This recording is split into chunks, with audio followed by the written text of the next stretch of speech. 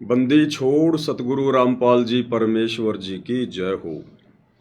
सत्साई भाई और बहनों, बहुत बड़ी दया, बहुत बड़ी मेहर पूज्य गुरुदेव भगवान की, सतगुरु रामपाल जी परमेश्वर जी की, जिनके शुभ आशीर्वाद से, विशेष आशीर्वाद से आप और हम सभी सत्सेवक भाई बहन साध संगति से जुड़कर अपनी आत्मा के कल्याण हेतु भक्ति मार्ग पर हर प्रकार से मर्यादाओं में रहते हुए, हर प्रकार से संघर्ष करते हुए अपनी आत्मा के कल्याण हेतु निरंतर आगे की ओर ही बढ़ रहे हैं।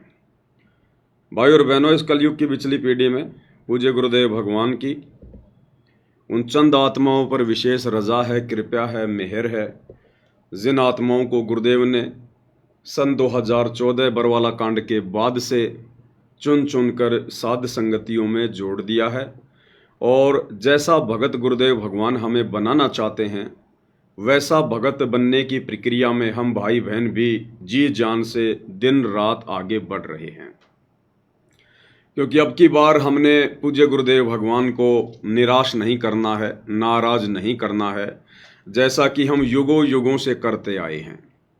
जब जब ये कबीर भगवान सतलोक से चलकर सशरीर गति करके अपनी अच्छी आत्माओं से मिलने के लिए, उन्हें भक्ति से संबंधित जानकारी देने के लिए सतलोक से आते हैं, धरती पर गुरु रूप में प्रकट होते हैं, तब तब हम आत्माएं काल प्रेरणा से, नादानी से, कमजोर संस्कारों के चलते गुरु रूप में आए हुए इस कबीर भगवान को हम केवल अपना गुरु ही मान लेते हैं, एक संत मान लेते हैं, इन्हें परमेश्वर के रूप में स्वीकार नहीं करते।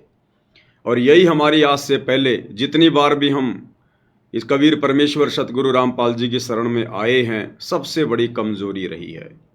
तो इस कमजोरी को भाई और बहनों अब की बार गुरुदेव भगवान भी नहीं रखना चाहते, और आप और हम आत्माओं ने भी जी जान लगाकर कोशिश करनी है कि अब की बार 84 से पार। तो भाई और बहनों, पूज्य गुरुदेव भगवान के आशीर्वाद से हम आगे बढ़ते हैं। उससे पहले गुरुदेव भगवान का जयकारा लगाएंगे, गुरुदेव भगवान से आशीर्वाद प्राप्त करेंगे। बंदी छोड़ सतगुरु रामपाल जी परमेश्वर जी की जय हो। परम पिता परमात्मा, सारी सृष्टि के सर्जनहार, कुल मालिक, असंख्य ब्रह्मांडों के स्वामी, जगत गुरु, तीनों लोकों में प्रवेश करके सबका धारण पोषण करने वाले, राजाधिराज, आत्माधार, नाथों के नाथ, देवों के देव महादेव, सर्वेश्वर महेश्वर, मृत्युंजय, अजरो अमर, आदि अनादि सनातनी प्रभु, जगत पिता जगदीश्वर, श्री श्री 1008 की उपाधि के वास्तविक अधिकारी, अकाल मूर्त शब्द स्वरूपी राम वासुदेव, सर्वगतम ब्रह्म, परम पूज्य, प्रथम पूज्य, परम संत, परम पुरुष, परम धनी, परम दयालु, सत्य कबीर, हक्का कबीर, अल्लाहु कबीर, अल्लाहु अकबर, बाखबर, अल्लाह ताला, जगत के तारणहार, जगत के मुक्तिदाता, जगत के जगन्नाथ, हारे के सहारे, हिंदुओं के राम, मुसलमानों के अल्लाह, सिखों के वाहिगुरु, ईसाइयों के मसीह, दया के सागर दया निधि, करुणा के सागर करुणा निधि, स्वयंभू परिभू, संकट मोचन, कष्ट हरण, मंगल करण, दुख भंजन, अविगत कबीर, निर्विकार निर्विषम परमात्मा, अलय अलेख सतगुरु, आदि अनादि सतगुरु, असली मर्यादा पुरुषोत्तम, असली राम, असली कृष्ण, असली घनश्याम, असली मुरारी, राजाओं के राजा, महाराजाओं के महाराजा, शहंशाहों के शहंशाह, सम्राटों के सम्राट, भगवानों के भगवान, अल्लाहों के अल्लाह, प्रभुओं के प्रभु, मसीहाओं के मसीह, सच्चे वाहिगुरु, बाबाओं के बाबा, पीरों के पीर, सेठों के सेठ, जगत सेठ, सावड़ सा सेठ, सर्वगुण संपन्न, अनंत कोटि कलाओं के स्वामी, अनंत कोटि ब्रह्मांडों के नायक, योगियों में महायोगी, ध्यानियों में महाध्यानी, सिद्धों में परम सिद्ध, ज्ञानियों में तत्व ज्ञानी, ब्रह्म ज्ञानी, महाज्ञानी, परम ज्ञानी, सर्वश्रेष्ठ ज्ञानी, विज्ञानी, युवा कबीर, समर्थ कबीर, असमवात, अमित ओजा, सच्चे रहनुमा, करीम अल्लाह, सुभान अल्लाह,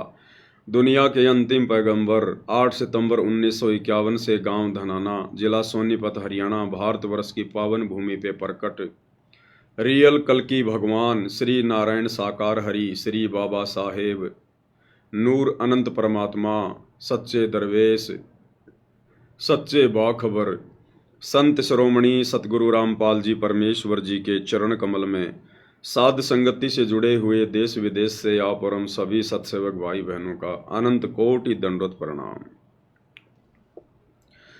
तो भाई और बहनों, पूज्य गुरुदेव भगवान की ये असीम रजा, असीम दया, मेहर इसी प्रकार से आप और हम सभी भगत भाई बहनों पर बनी रहे और हमें अंत तक, हमारा शरीर छूटने तक जो सद्बुद्धि गुरुदेव भगवान ने हमें वर्तमान में दी हुई है, गुरु रूप में आए हुए उस परमेश्वर ने अपनी पहचान करवाई है, ये सद्बुद्धि हमें अंतिम समय तक मिलती रहे।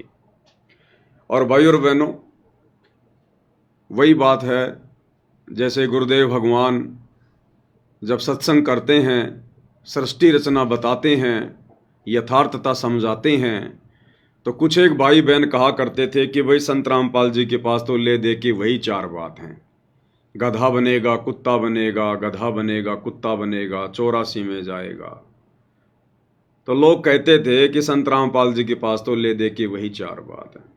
अब भाई वो क्या बताएं अब इससे ज़्यादा गुरुदेव भगवान क्या समझाएंगे।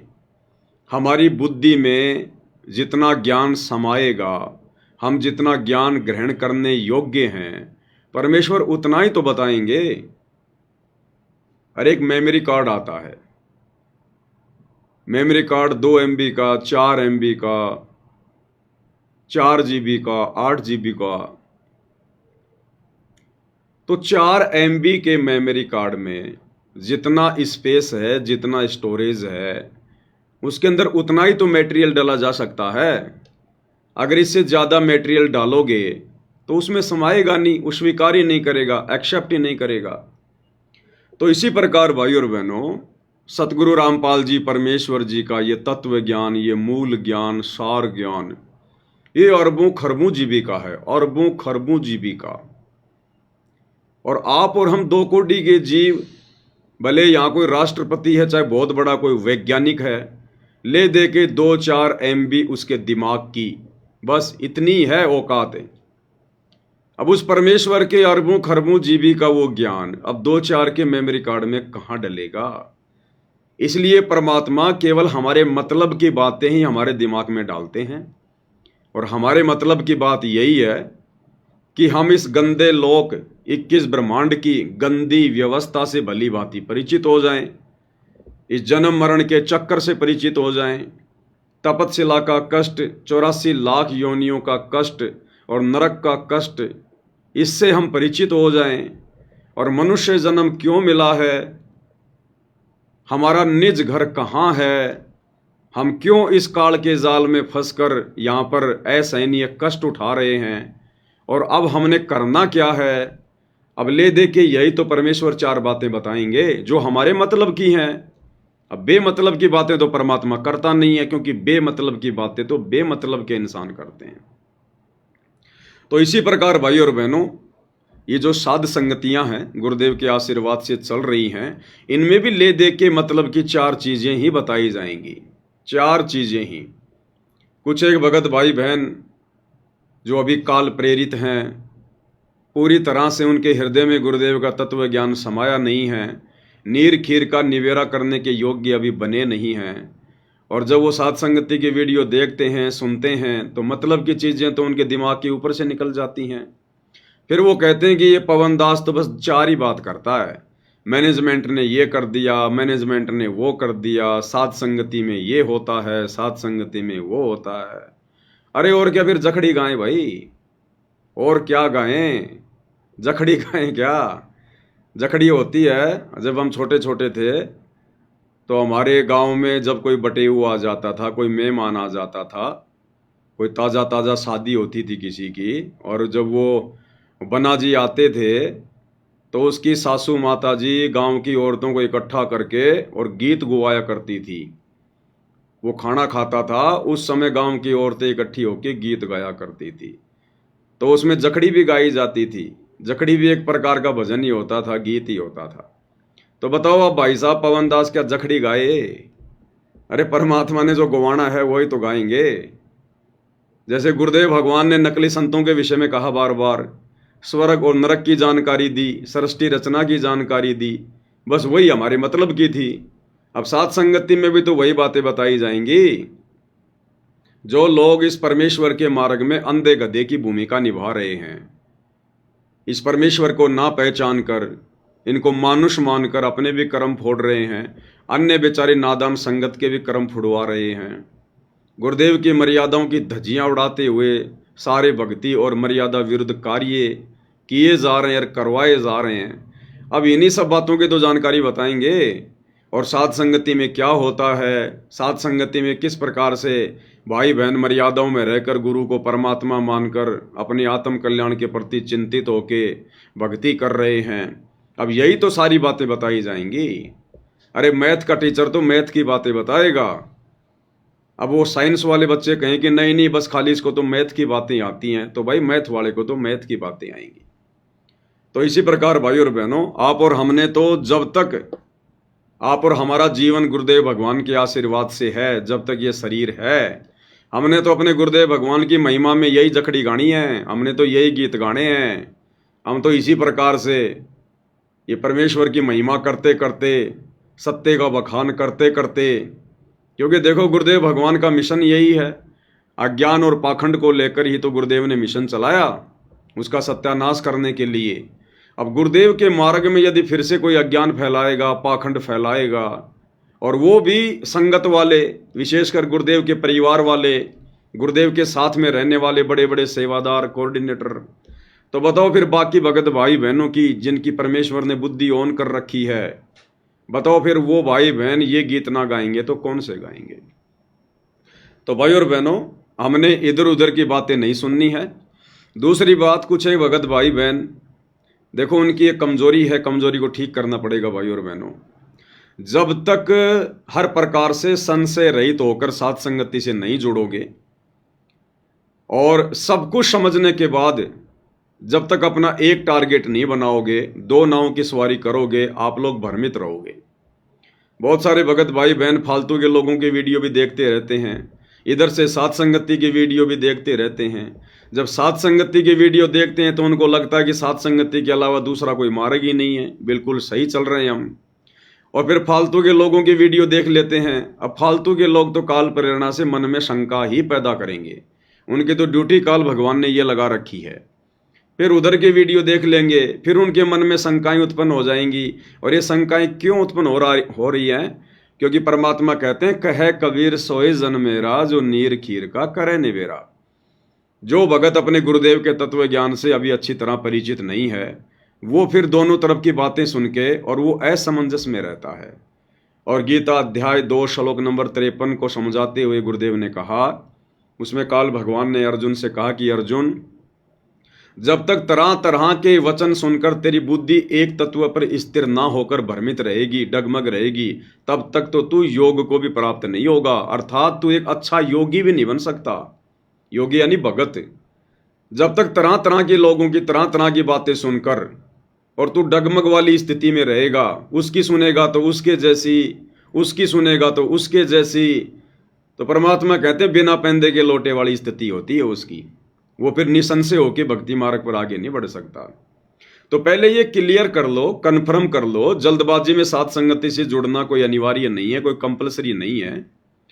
पहले हर प्रकार से बाकी हर जगह धक्के खा लो, फिर लो, घूम लो, लोगों से ज्ञान ले लो, जो बेमतलब की बकवादे हैं पहले वो सुन लो ढंग से।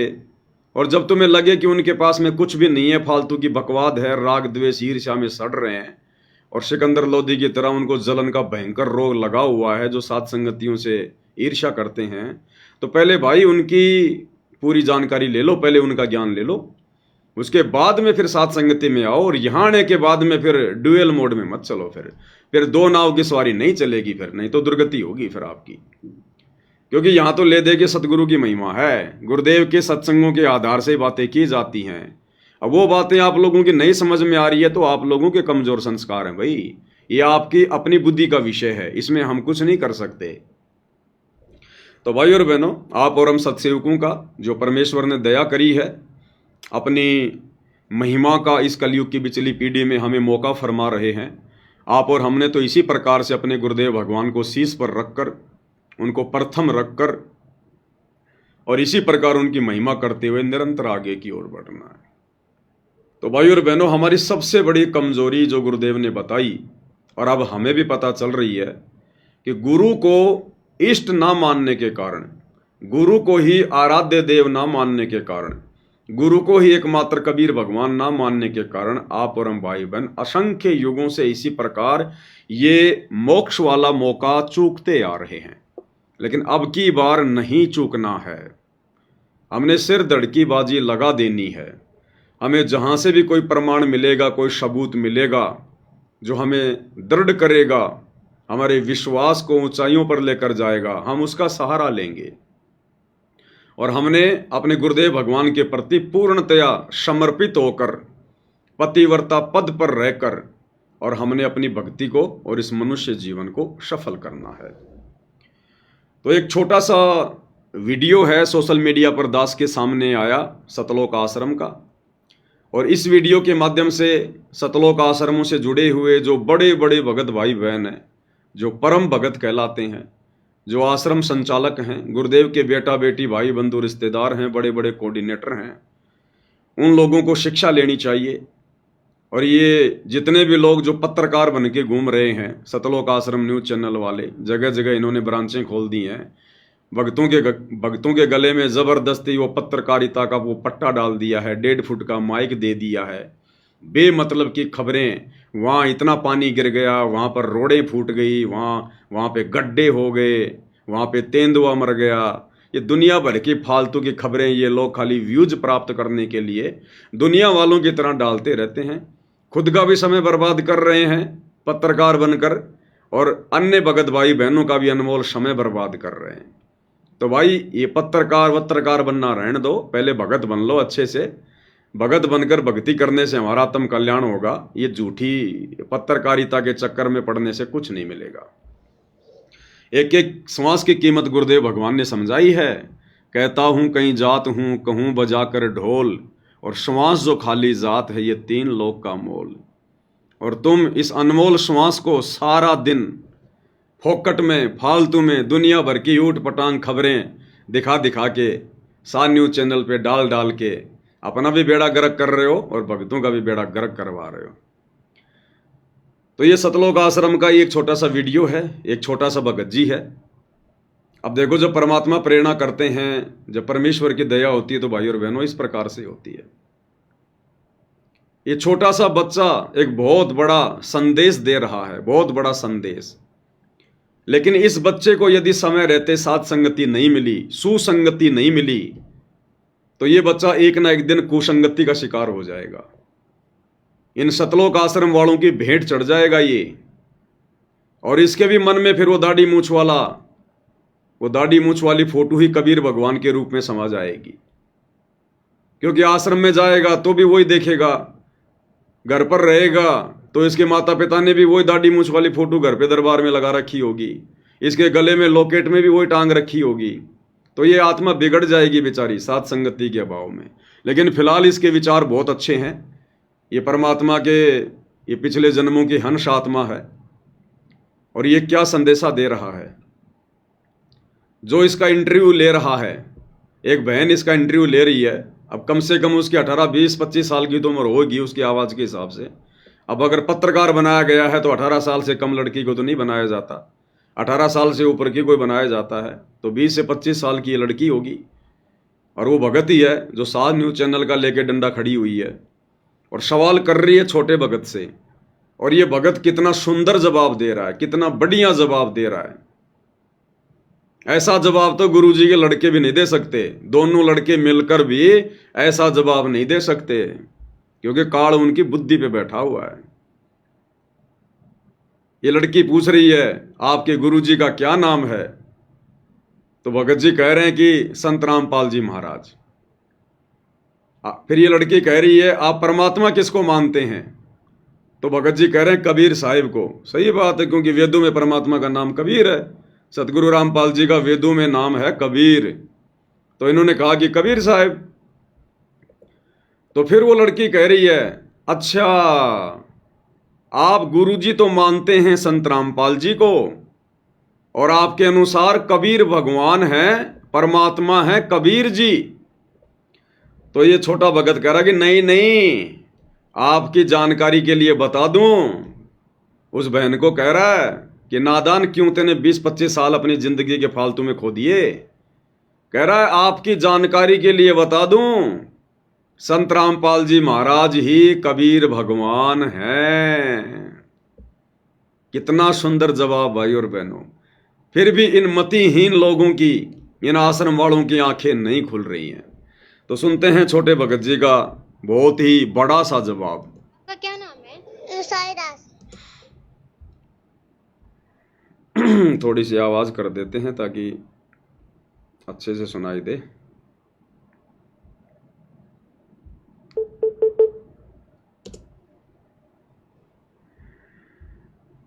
आपका क्या नाम है? साईदास। आपके गुरुजी का क्या नाम है? संत रामपाल जी महाराज। आप किसको भगवान मानते हो? कबीर साहब। कबीर साहब को क्यों भगवान बता रहे हो? ये तो मैं तुम्हारा कबीर साहब भगवान है। तो आपके कहने का मतलब ये हुआ कि गुरु आपके संत रामपाल जी महाराज हैं और जो परमेश्वर हैं वो कबीर साहब जी हैं? नहीं, आपकी जानकारी के लिए बता दूं है कि संत रामपाल जी महाराज जी कई भगवान है। धन्यवाद। सच्चा है। बताओ कितना जबरदस्त जवाब दिया है छोटे से भगत जी ने। और वो 25 साल की होकर भी उसके दिमाग में ये बात नहीं घुस रही है। कुसंगति का शिकार है और दुनिया के लिए समाचार डालते हैं रोजाना, पत्रकार बन के बैठी हुई है। कितना प्यारा जवाब दे रहा है। उल्टा सवाल कर रही है कि आपके अनुसार, आपके कहने का मतलब है कि संत रामपाल जी तो आपके गुरु जी हैं और परमात्मा कबीर साहिब हैं। तो भगत जी कह रहे हैं नहीं नहीं, आपकी जानकारी के लिए बता दूं कि नादान तूने क्या समझा, 25 साल हो गई तेरे को डले ढोए तूने फालतू में, इन आश्रमों में खा खा के लड्डू जलेबी बन गई तू पत्रकार। सतगुरु रामपाल जी खुद ही कबीर भगवान हैं, खुद ही कबीर भगवान। अब भाई और बहनों, ऐसी आत्माएं मोक्ष प्राप्त करेंगी। ये है वो परमात्मा की विशेष आत्माएं, मिन्नी सतलोक से आई हुई आत्माएं। लेकिन काल ने इन सबको वर्तमान में लपेटे में ले रखा इनके माता पिता के माध्यम से। अगर इस आत्मा को समय रहते साथ संगति नहीं मिली तो ये भी उनके जैसे ही हो जाएगी, उनके जैसे ही। क्योंकि गुरुदेव ने कबीर सागर के सरलार्थ में साफ साफ लिखा हुआ है कर्म बोध के अंदर कि परमात्मा की भक्ति मिलना तो जीव के संस्कार हैं। मान लीजिए आपको सच्चे गुरु की भक्ति मिल गई, सच्चे परमात्मा की भक्ति मिल गई, उसके बाद में सुसंगति और कुसंगति का बहुत बड़ा रोल है, बहुत बड़ा रोल। सच्चे गुरु की शरण भी मिल गई और यदि साथ संगति नहीं मिली, सुसंगति नहीं मिली, तो भी आप आत्म कल्याण नहीं करवा पाएंगे। तो फिलहाल इस परमेश्वर की हंस आत्मा को इन सतलोक आश्रम वालों की कुसंगति प्राप्त है। और अगर समय रहते भाई और बहनों इस आत्मा को साथ संगति नहीं मिली तो ये भी धीरे धीरे लड्डू जलेबी बर्फी के चक्कर में उधर ही बह जाएगा भावनाओं में। लेकिन अभी तो बहुत छोटी आत्मा है, परमात्मा आ लेंगे तब तक तो अपनी आत्माओं को संभालने के लिए इनके जाल में ज़्यादा नहीं फंसने देंगे परमेश्वर। तो कितना सुंदर जवाब, कितना अच्छा जवाब एक बार फिर से सुनते हैं भाई और बहनों। आप और हमारा विश्वास दृढ़ होगा। और ये इस प्रकार के इंटरव्यू भाई और बहनों परमात्मा प्रेरणा करके दिलवाते हैं गुरुदेव भगवान। उन आश्रम वालों की तो फिर भी आंखें नहीं खुलेंगी, उसने तो करके धन्यवाद चलती बनी। और एक छोटा सा संदेशा परमात्मा ने आप और हमारे तक पहुंचा दिया कि हम साथ संगति वाले भाई बहन जिस रास्ते पर चल रहे हैं यही परमेश्वर का असली रास्ता है। यानी गुरु को परमात्मा माने बिना तो भक्ति शुरू भी नहीं होती है, शुरू भी। भले आप अपने अंदर चाहे सार नाम लेकर, सार शब्द लेकर कितने बड़े भगत बने फिरो, गुरु को परमात्मा माने बिना तो भक्ति शुरू भी नहीं होती है। आपका क्या नाम है? साईदास। आपके गुरुजी का क्या नाम है? संत रामपाल जी महाराज। आप किसको भगवान मानते हो? कबीर साहब। कबीर साहब को क्यों भगवान बता रहे हो? ये तो मैं तुम्हारा कबीर साहब भगवान है। इन्होंने दाढ़ी मूछ वाली फोटो को नहीं कहा कबीर साहब, उसने सवाल क्या किया कि आप परमात्मा किसको मानते हो, तो कबीर साहब। फिर कह रही है कबीर साहिब को क्यों मानते हो परमात्मा? तो बहुत अच्छा जवाब दिया कि वेदों में प्रमाण है कबीर साहिब भगवान है। अब वेदों में तो नाम कबीर है, फोटो थोड़ी लगी हुई है वेदों में दाढ़ी मूछ वाली। तो अच्छा जवाब दिया कि हमारे गुरुजी सतगुरु रामपाल जी का ही नाम, वैदिक नाम उनका कबीर है। और आगे तो फिर पसीने ला दिए उस बहन के।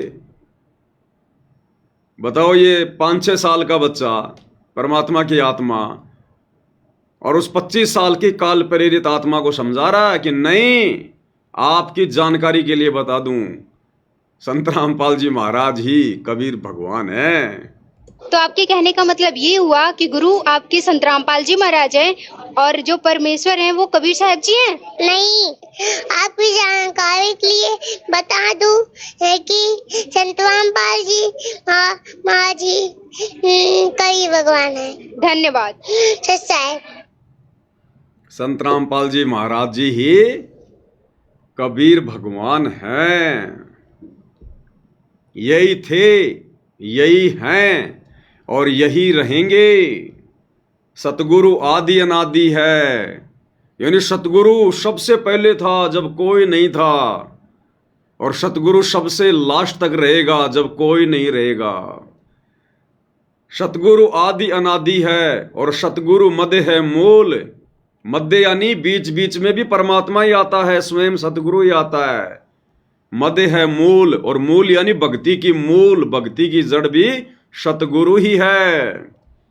सतगुरु आदि अनादि है, सतगुरु मध्य है मूल, और सतगुरु को सिजदा करूं एक पलक नहीं भूल।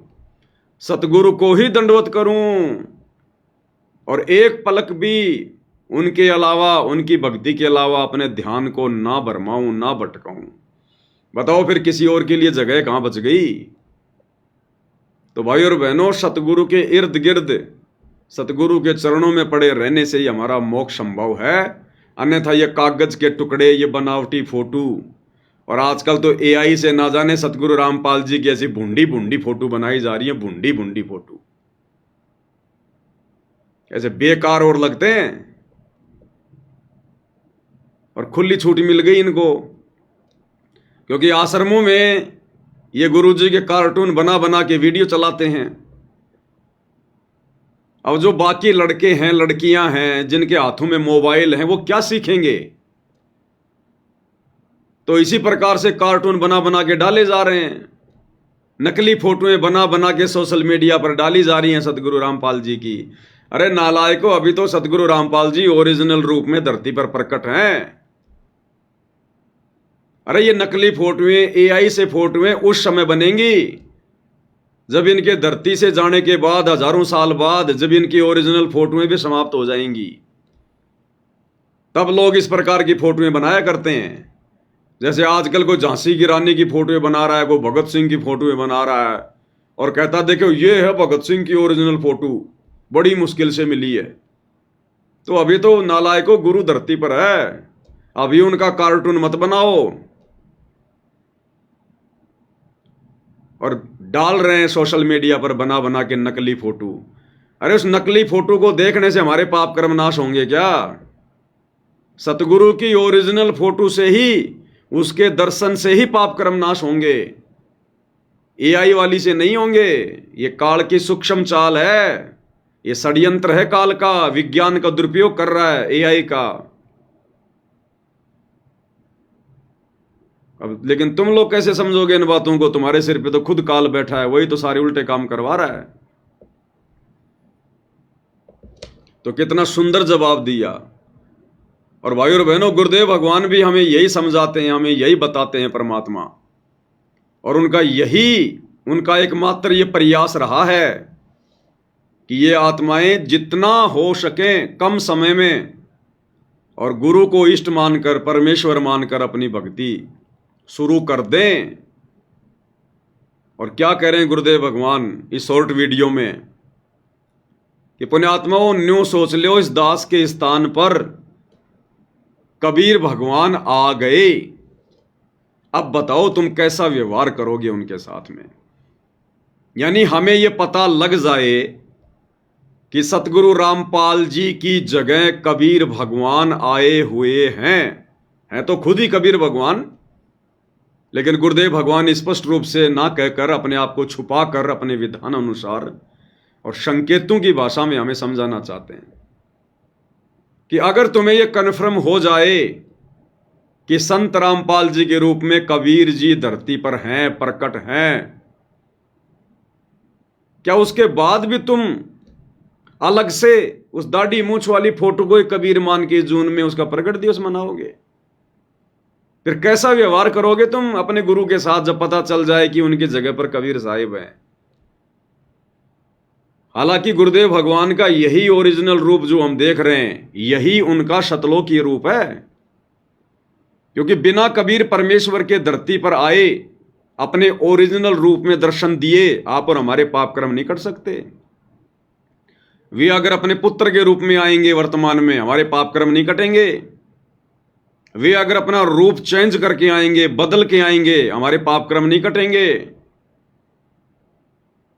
इसलिए परमात्मा स्वयं कलयुग की पिछली पीढ़ी में स्पेशल, क्योंकि बाकी समय तो परमात्मा अपने पुत्रों का रूप बनाकर आ जाते हैं, लेकिन कलयुग की पिछली पीढ़ी में तो गुरुदेव भगवान हर प्रकार से हमें भक्ति की पूरी पूरी खुराक खिलाते हैं, अपने ओरिजिनल रूप में आते हैं।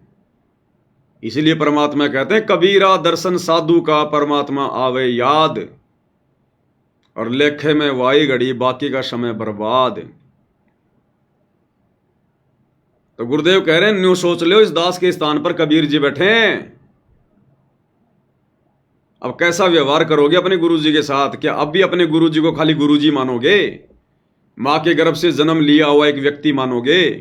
क्या अब भी उनका जन्मदिन मनाओगे अवतरण दिवस के बहाने 8 सितंबर को? तो क्या कह रहे हैं गुरुदेव भगवान, कितने प्यार से हमें समझाना चाह रहे हैं परमात्मा। अब देखो पुण्यात्मा, पहले तो परमात्मा स्वयं आए थे, फिर ये दास भेजा है। अगर इस दास के स्थान पर स्वयं मालिक आगे हो, ये सोच लो। अगर इस दास के स्थान पर स्वयं मालिक आ गए हों, ये सोच लो। यानी आदेश दे दिया हमें गुरुदेव ने कि ये सोच लो तुम्हारे गुरुजी की जगह स्वयं कबीर भगवान आ चुके हैं। अब तुम अपने गुरुजी को क्या मानोगे? खाली गुरुजी मानोगे? गांव धनाने का रामपाल जाट मानोगे? इंद्रो माई की कोख से जन्म लिया हुआ व्यक्ति मानोगे? क्या उसके बाद भी तुम जून में किसी और दाढ़ी मूंछ वाली कबीर जी की समझे जाने वाली नकली काल्पनिक फोटो का प्रकट दिवस मनाओगे? जब तुम्हें यह कन्फर्म हो जाए कि तुम्हारे गुरु की जगह पर कबीर जी आ चुके हैं। अभी स्पष्ट नहीं कहेंगे गुरुदेव भगवान, बाकी कहने में कोई कमी नहीं छोड़ रहे परमात्मा, स्वयं को परमात्मा साबित करने में। अब देखो पुण्यात्मा, पहले तो परमात्मा स्वयं आए थे, फिर ये दास भेजा है। अगर इस दास के स्थान पर स्वयं मालिक आगे हो, ये सोच लो। और आप जैसा व्यवहार इस दास से कर रहे हो, तो हम उनसे भी यही करते। और जैसा व्यवहार गुरुदेव कह रहे हैं अगर आप इस दास के साथ में करोगे, वैसा ही परमात्मा के साथ माना जाएगा। तो भोग किसको लगाया जाता है? परमात्मा को। तो गुरुजी को भोग लगाएंगे तो गुरुजी के ही अनुसार वो किसको माना जाएगा? परमात्मा को। अगर गुरु का ही हम प्रकट दिवस मनाएंगे तो वो किसका प्रकट दिवस माना जाएगा? परमात्मा का, कबीर जी का। फिर अलग से जून के महीने में उस दाढ़ी मूंछ वाली फोटो का प्रकट दिवस मनाने का क्या मतलब? जो क्रिया, जो व्यवहार हम अपने गुरुजी के साथ करेंगे वो परमात्मा के साथ ही हुआ माना जाएगा। ये आदेश दे दिया गुरुदेव ने। फिर अलग से किसी और को परमात्मा मानकर वो क्रिया करने का क्या फायदा? फिर तो हम अपना समय बर्बाद कर रहे हैं और अपने गुरुजी का वचन की उल्लंघना कर रहे हैं। जब गुरु ने स्पष्ट कर दिया कि जो व्यवहार, जो क्रिया तुम अपने गुरु को परमात्मा मानकर उनके साथ करोगे वो परमात्मा के साथ ही मानी जाएगी। बताओ फिर अलग से किसी और को परमात्मा मानने की क्या जरूरत पड़ गई फिर? अब ये कॉमन सेंस की बातें भाई और बहनों, ये मूल ज्ञान की बातें हैं। अब ये बातें इन आश्रम वालों के समझ में नहीं आती। भले ही इन्होंने सार शब्द ले लिया, कुछ भी ले लिया, भले ये 60-60 साल के हैं, भले ये पूरी जिंदगी गुरु जी के साथ में घूमे, लेकिन गुरु के साथ घूमने से ज्ञान नहीं आता। ज्ञान तो गुरु की मेहर से आता है। पिछले जन्म से होते हैं पूर्ण हंस मुराद। इसी कारण से इनका और हमारा वैचारिक मतभेद है, अन्यथा दोनों का गुरु एक, गुरु ने दोनों को भक्ति एक जैसी दी। फिर बताओ मतभेद किस बात का? लेकिन मतभेद हो गया विचारों का, ज्ञान और अज्ञान का। और ये रजा सब पे नहीं होती भाई और बहनों, ये रजा परमेश्वर अपनी विशेष आत्माओं पे करता है, विशेष आत्माओं पर अपनी पहचान करवाने का। तो क्या कह रहे हैं गुरुदेव भगवान, शुरू से सुनो पूरा। अब देखो पुण्यात्मा, पहले तो परमात्मा स्वयं आए थे, फिर ये दास भेज आए। पॉइंट ऑफ पॉइंट है भाई और बहनों, पॉइंट ऑफ पॉइंट। गुरुदेव कह रहे हैं पहले तो परमात्मा स्वयं आए थे, अब इस दास को भेज दिया। अब दो बातें हैं, पहले परमात्मा स्वयं आए तो अब क्या दिक्कत हो गई परमात्मा नहीं आए? अरे परमात्मा भी कहीं बिजी हो जाते हैं क्या? परमात्मा की भूल पड़ जाती है क्या कि पहले तो परमात्मा स्वयं आए, अब इस दास को भेज दिया? तो उसका कोई कारण भी तो होगा, दास को क्यों भेज दिया? क्योंकि हमने तो सृष्टि रचना में यही सुना और परमात्मा ने कहा है कि जिसका काम उसी को साजे और करे तो मूर्ख बाजे। तो काल लोक से अपनी आत्माओं को काल के बंधन से छुड़वाकर परमात्मा स्वयं लेकर जाते हैं, फिर अब अपने दास को क्यों भेज दिया? तो उसका जवाब तो मिलना चाहिए ना। लेकिन आपको कभी भी गुरुदेव ने इसका जवाब नहीं दिया, कभी भी ये कारण आपको नहीं बताया कि अब क्यों नहीं आए परमात्मा। अरे आज से पहले तो काल का इतना दबाव भी नहीं था, इतना प्रेशर भी नहीं था। अब है वो समय मोक्ष का। अब काल ने अपने पूरे 1000 मुंह 1000 हाथ खोल रखे हैं आप और हम आत्माओं को यहीं रोक कर रखने के लिए। तो ऐसे जोर के समय में कबीर जी किसी और को भेज देंगे, और जब नॉर्मल समय था तो कबीर जी खुद आ गए। तो कोई कारण तो होगा क्यों नहीं आए, रीजन तो होगा ना। तो यहां गुरुदेव अपने आप को स्वयं नहीं कहेंगे कि बच्चों मैं ही कबीर भगवान हूं, और संकेतों में सब कुछ कह दिया कि 12वें पंथ हम ही चलावें और सब पंथों को मिटाकर एक ही पंथ चलावें। तो 12वें पंथ में 17 फरवरी 1988 को आदरणीय राम देवानंद जी को अपना मुंह बोला गुरु बनाकर स्वयं कबीर भगवान आ चुके हैं, और सन 1994 से अपना यथार्थ 13वां कबीर पंथ भी चला चुके हैं। अन्यथा बता दो तुम्हारे दाढ़ी मूंछ वाले कबीर जी ने इस वाणी के अनुसार कब चलाया कबीर पंथ? कौन से दिन उन्होंने कबीर पंथ की नींव डाली? तुम कहते हो 1997 में संत रामपाल जी को मिले, तो गुरु जी तो कहते हैं कि खाली थोड़े समय के लिए मिले थे। हालांकि मिलना विलना कुछ नहीं था, परमात्मा की लीला है, खेल है परमात्मा का। तो गुरु जी तो कहते हैं कि थोड़े समय के लिए मिले, सार शब्द देने का आदेश दे गए, अंतर ध्यान हो गए। बताओ कहां पंथ चलाया उन्होंने, कहां 12वें पंथ में आए? अरे 12वां पंथ तो 1994 में खत्म हो गया था, और कबीर जी मिले सतगुरु रामपाल जी को 1997 में, तो 12वें पंथ में कहां आए कबीर जी? और कहां उन्होंने 13वां पंथ चलाया? फिर उनकी तो वाणी फैल हो गई, और एक वाणी गलत हो सकती है तो फिर तो सारी वाणियां गलत होंगी, उनकी बहुत सारी वाणियां गलत होंगी। बताओ फिर क्या विश्वास करें फिर हम उनकी वाणियों पर? तो भाई और बहनों, ना तो परमात्मा गलत हो सकता, ना परमात्मा की हमारी वाणियां गलत हो सकती। गलत हम हैं जो समझ नहीं रहे अपने गुरु जी के संकेतों को, सत्संगों को। तो 17 फरवरी 1988 को ही कबीर भगवान 12वें पंथ में आदरणीय राम देवानंद जी को मुंह बोला गुरु बना के प्रकट हो चुके हैं, आ चुके हैं। और 8 सितंबर 1951 को शरीर सतलोक से चलकर धरती पर प्रकट हुए, आप और हमारी चरम दृष्टि को धोखा देते हुए।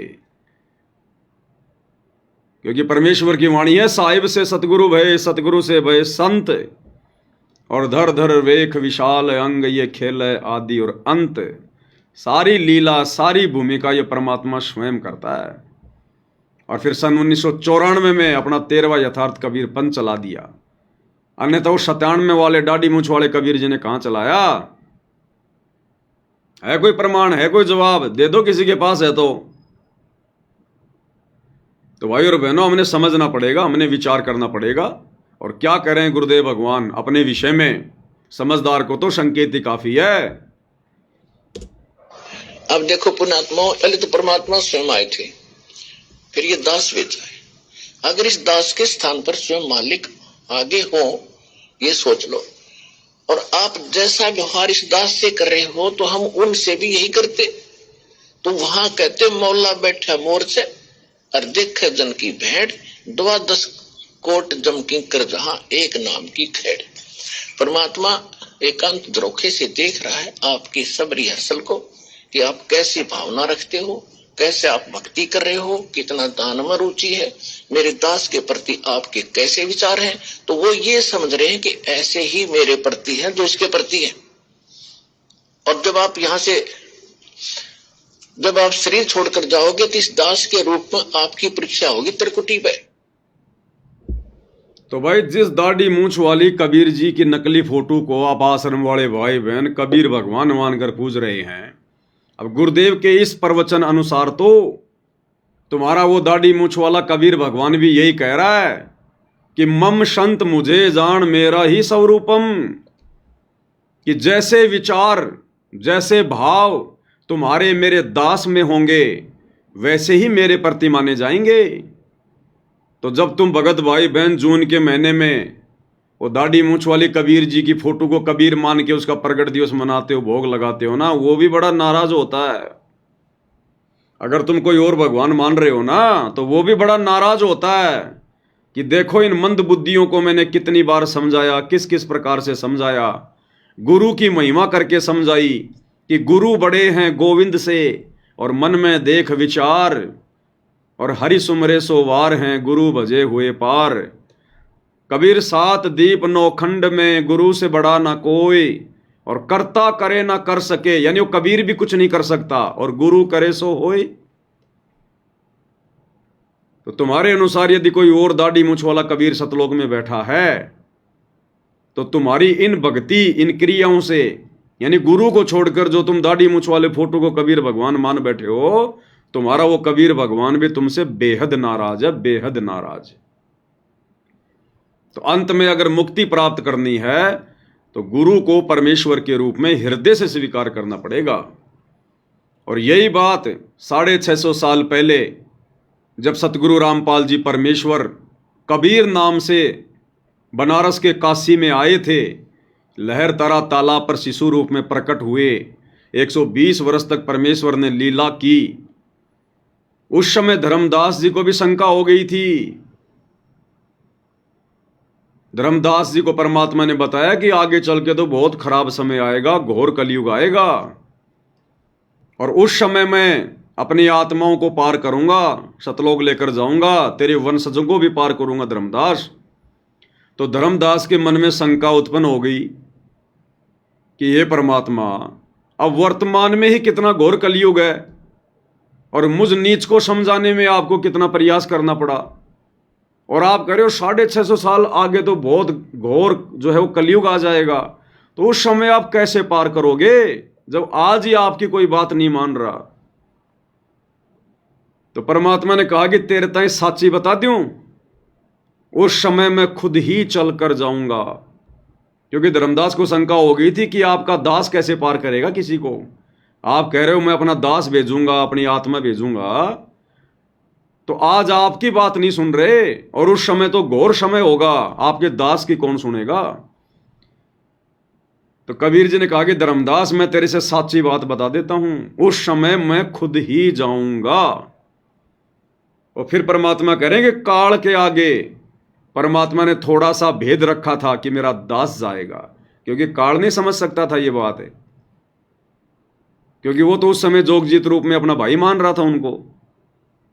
तो काल के आगे परमात्मा ने थोड़ा भेद रखा, छुपाया कि मेरा दास जाएगा कलयुग की पिछली पीढ़ी में, और धर्मदास को परमात्मा ने क्लियर कर दिया कि मैं खुद ही जाऊंगा, 12वें पंथ हम ही चलावें, सब पंथों को मिटाकर एक पंथ चलावें।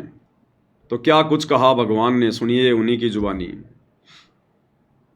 तो परमात्मा ने कहा था कि चौथा युग जब कलयुग आवेगा तब हम अपना एक दास भेजेंगे।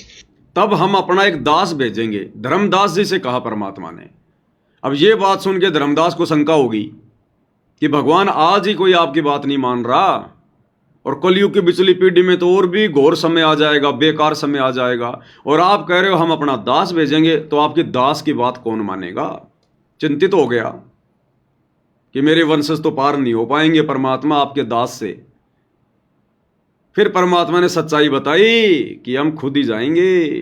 अब वहां काल के सामने परमात्मा ने कहा कि हम अपना दास भेजेंगे। और कबीर वाणी चैप्टर में परमात्मा ने धर्मदास जी से, जब धर्मदास जी घने चिंतित हो गए थे कि हे परमात्मा, आपने सतनाम और सारनाम गुप्त रख दिया और इसके बिना मोक्ष नहीं हो सकता। आपने मुझ किंकर के ऊपर दया करी दास पे, और 42 वंश भी पीढ़ी बख्श दी, मेरी वंश चलेगा। तो हे परमात्मा, सारनाम और सतनाम बिना पार नहीं हो सकते, तो मेरे बच्चे कैसे पार होंगे। ऐसे कलेजा पकड़ के बैठ गया। परमात्मा ने सोचा भाई ये घना दुखी हो गया। तो परमेश्वर ने कहा कि सुन ले, काल ने क्या कहा था, 12 पंथ करूं मैं साजा, नाम तुम्हारा ले करूं आवाजा। 12 पंथ नाम जो लेगी, हमरे मुख में आन समोही। जाओ जोग जीत संसारा, जीवन माने कहा तुम्हारा। जीव तुम्हारा कहा न माने, हमारी ओढ़ हो बाद बखाने। अब इतना समय नहीं रहा, मैं वो सारे प्रमाण आज नहीं दिखा पाऊंगा आपको कि 12 पंथ कौन कौन से हैं। तो 12 पंथ, 12वां पंथ गरीबदास पंथ बताया है, लिखा कवि सागर में।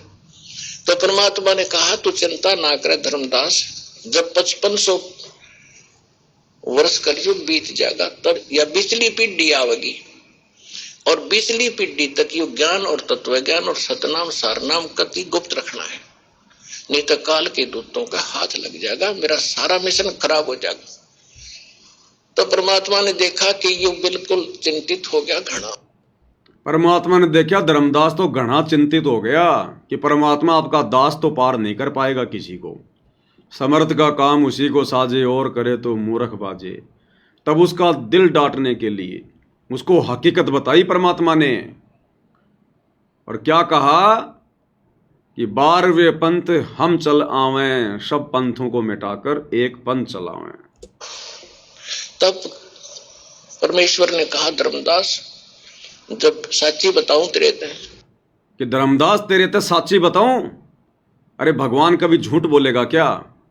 सत्य पुरुष वही है जो सत्य कहे, झूठ आसपास भी नहीं होती। तो क्या कहा परमात्मा ने 650 साल पहले कि धर्मदास तेरे से साची बताऊं, यानी हकीकत क्या है। अब वर्तमान में कलयुग की पिछली पीढ़ी में संत रामपाल जी के रूप में कौन है धरती पर। कबीर भगवान का कोई दास है या खुद कबीर भगवान है, तो साची बात बता रहे हैं। खराब हो जाएगी। तो परमात्मा ने देखा कि ये बिल्कुल चिंतित हो गया घना। तब परमेश्वर ने कहा धर्मदास, जब साची बताऊं तेरे ते। तब धर्मदास ने कहा कि भगवान आज कितना अच्छा समय है, कलयुग स्टार्ट है सन 1398 में और 1512 तक, और आज भी लोग ना मानते, और आप कह रहे हो अगर भयंकर कलयुग पैदा कर देगा, काल ऐसा जुल्म कर देगा, हाहाकार मच जाएगी, इंसान कृतघ्नी हो जाएंगे, तो उस समय कैसे पार होंगे। आज तो आप भी विद्वान हैं और फिर भी ना मान रहे ये लोग। तो परमात्मा ने कहा जब 5500 वर्ष कलयुग बीतेगा और 12वां वंश चल चुका होगा इस काल का, यानी गरीबदास पंथ तक, तो उस 12वें पंथ में मैं आऊंगा स्वयं, और फिर सभी पंथों को खत्म करके एक पंथ बनाऊंगा। क्या कहा परमात्मा ने, सच्ची हकीकत बताई कि 12वें पंथ में मैं आऊंगा खुद चलकर, और सब पंथों को मिटाकर एक पंथ चलाऊंगा। तो तुम्हारे दाढ़ी मूछ वाले कबीर जी तो तुम लोगों के अनुसार संत रामपाल जी को 1997 में आके मिले, और 12वां पंथ खत्म हो गया 1994 में, क्योंकि 12वें पंथ के अंतिम गुरु आदरणीय राम देवानंद जी ने अपने सर्व अधिकार उपदेश देने का, सत्संग करने का 1994 में संत रामपाल जी के हाथ में दे दिया और खुद हो गए रिटायर। तो 12वां पंथ तो 1994 में खत्म हो गया, और कबीर जी ने आना था 12वें पंथ में। तो कौन आए फिर 12वें पंथ में? सतगुरु रामपाल जी आए, और 13वां पंथ उन्होंने आके चलाना था। 1994 में चलाया 13वां कबीर पंथ। अब ये तत्व ज्ञान है भाई और बहनों। ये सांसारिक पढ़ाई पढ़ते पढ़ते दिन रात वो मैथ के सवाल, वो सूत्र निकालते निकालते आप और हमारे को युग बीत गए, कुछ भी हाथ नहीं लगा। अब इसमें दिमाग लगाना पड़ेगा, इस परमात्मा के आध्यात्मिक ज्ञान में पीएचडी करनी पड़ेगी, इसमें चिंतन मनन मंथन करना पड़ेगा, सूत्र निकालने पड़ेंगे,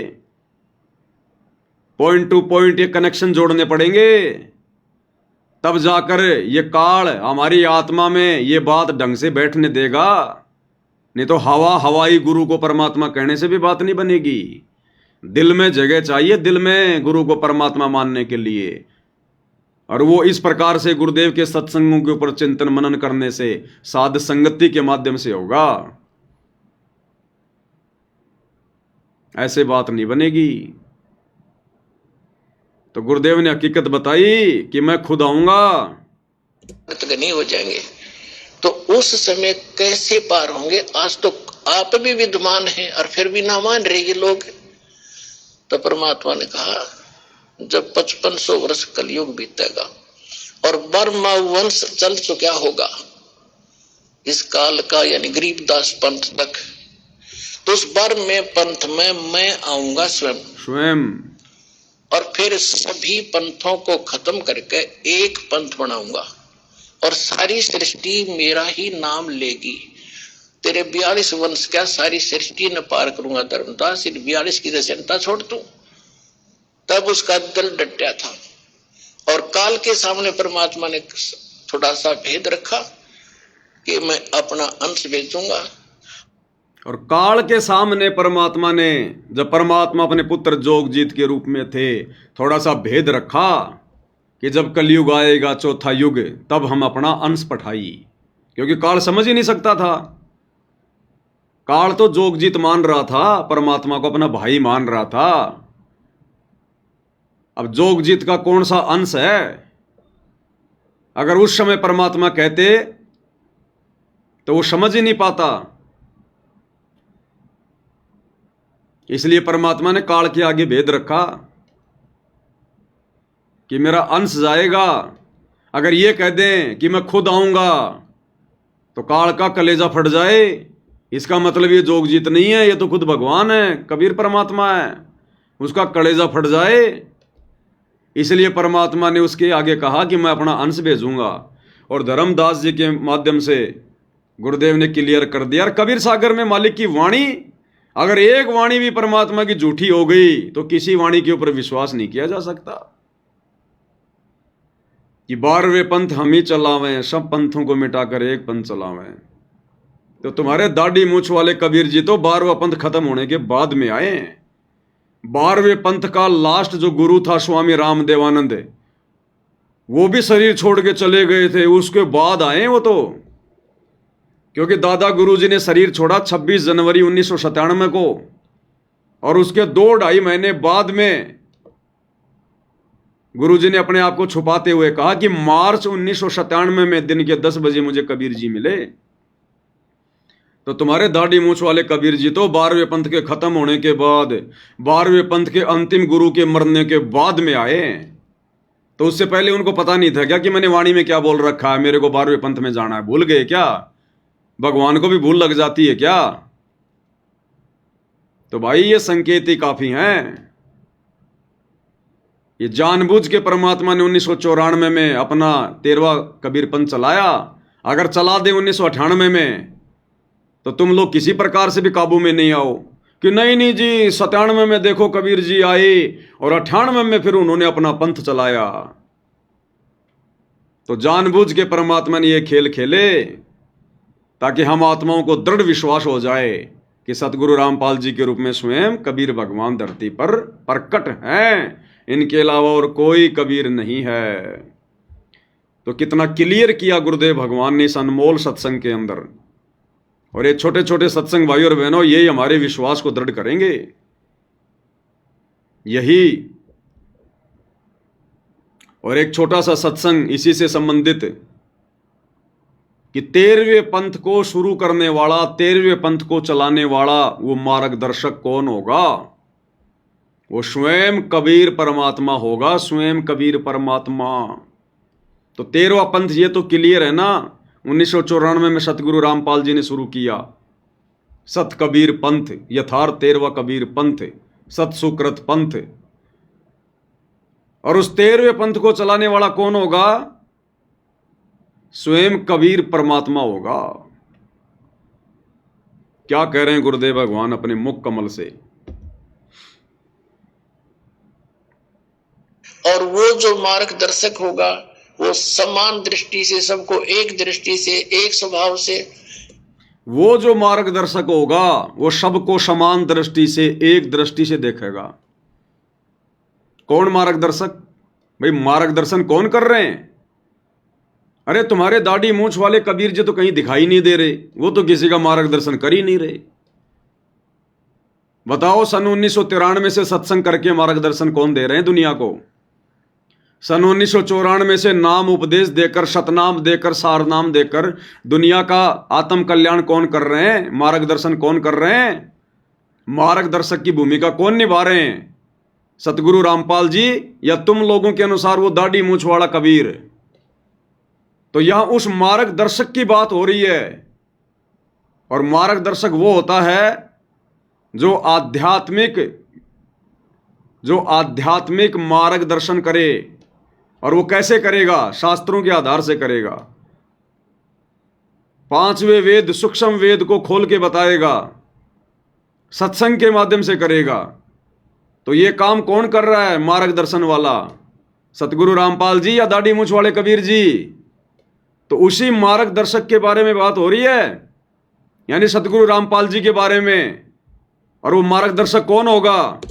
और वो जो मार्गदर्शक होगा वो समान दृष्टि से, सबको एक दृष्टि से, एक स्वभाव से, एक भाव से व्यवहार करेगा। और वो समर्थ सत कबीर होगा। बोलो सतगुरुदेव।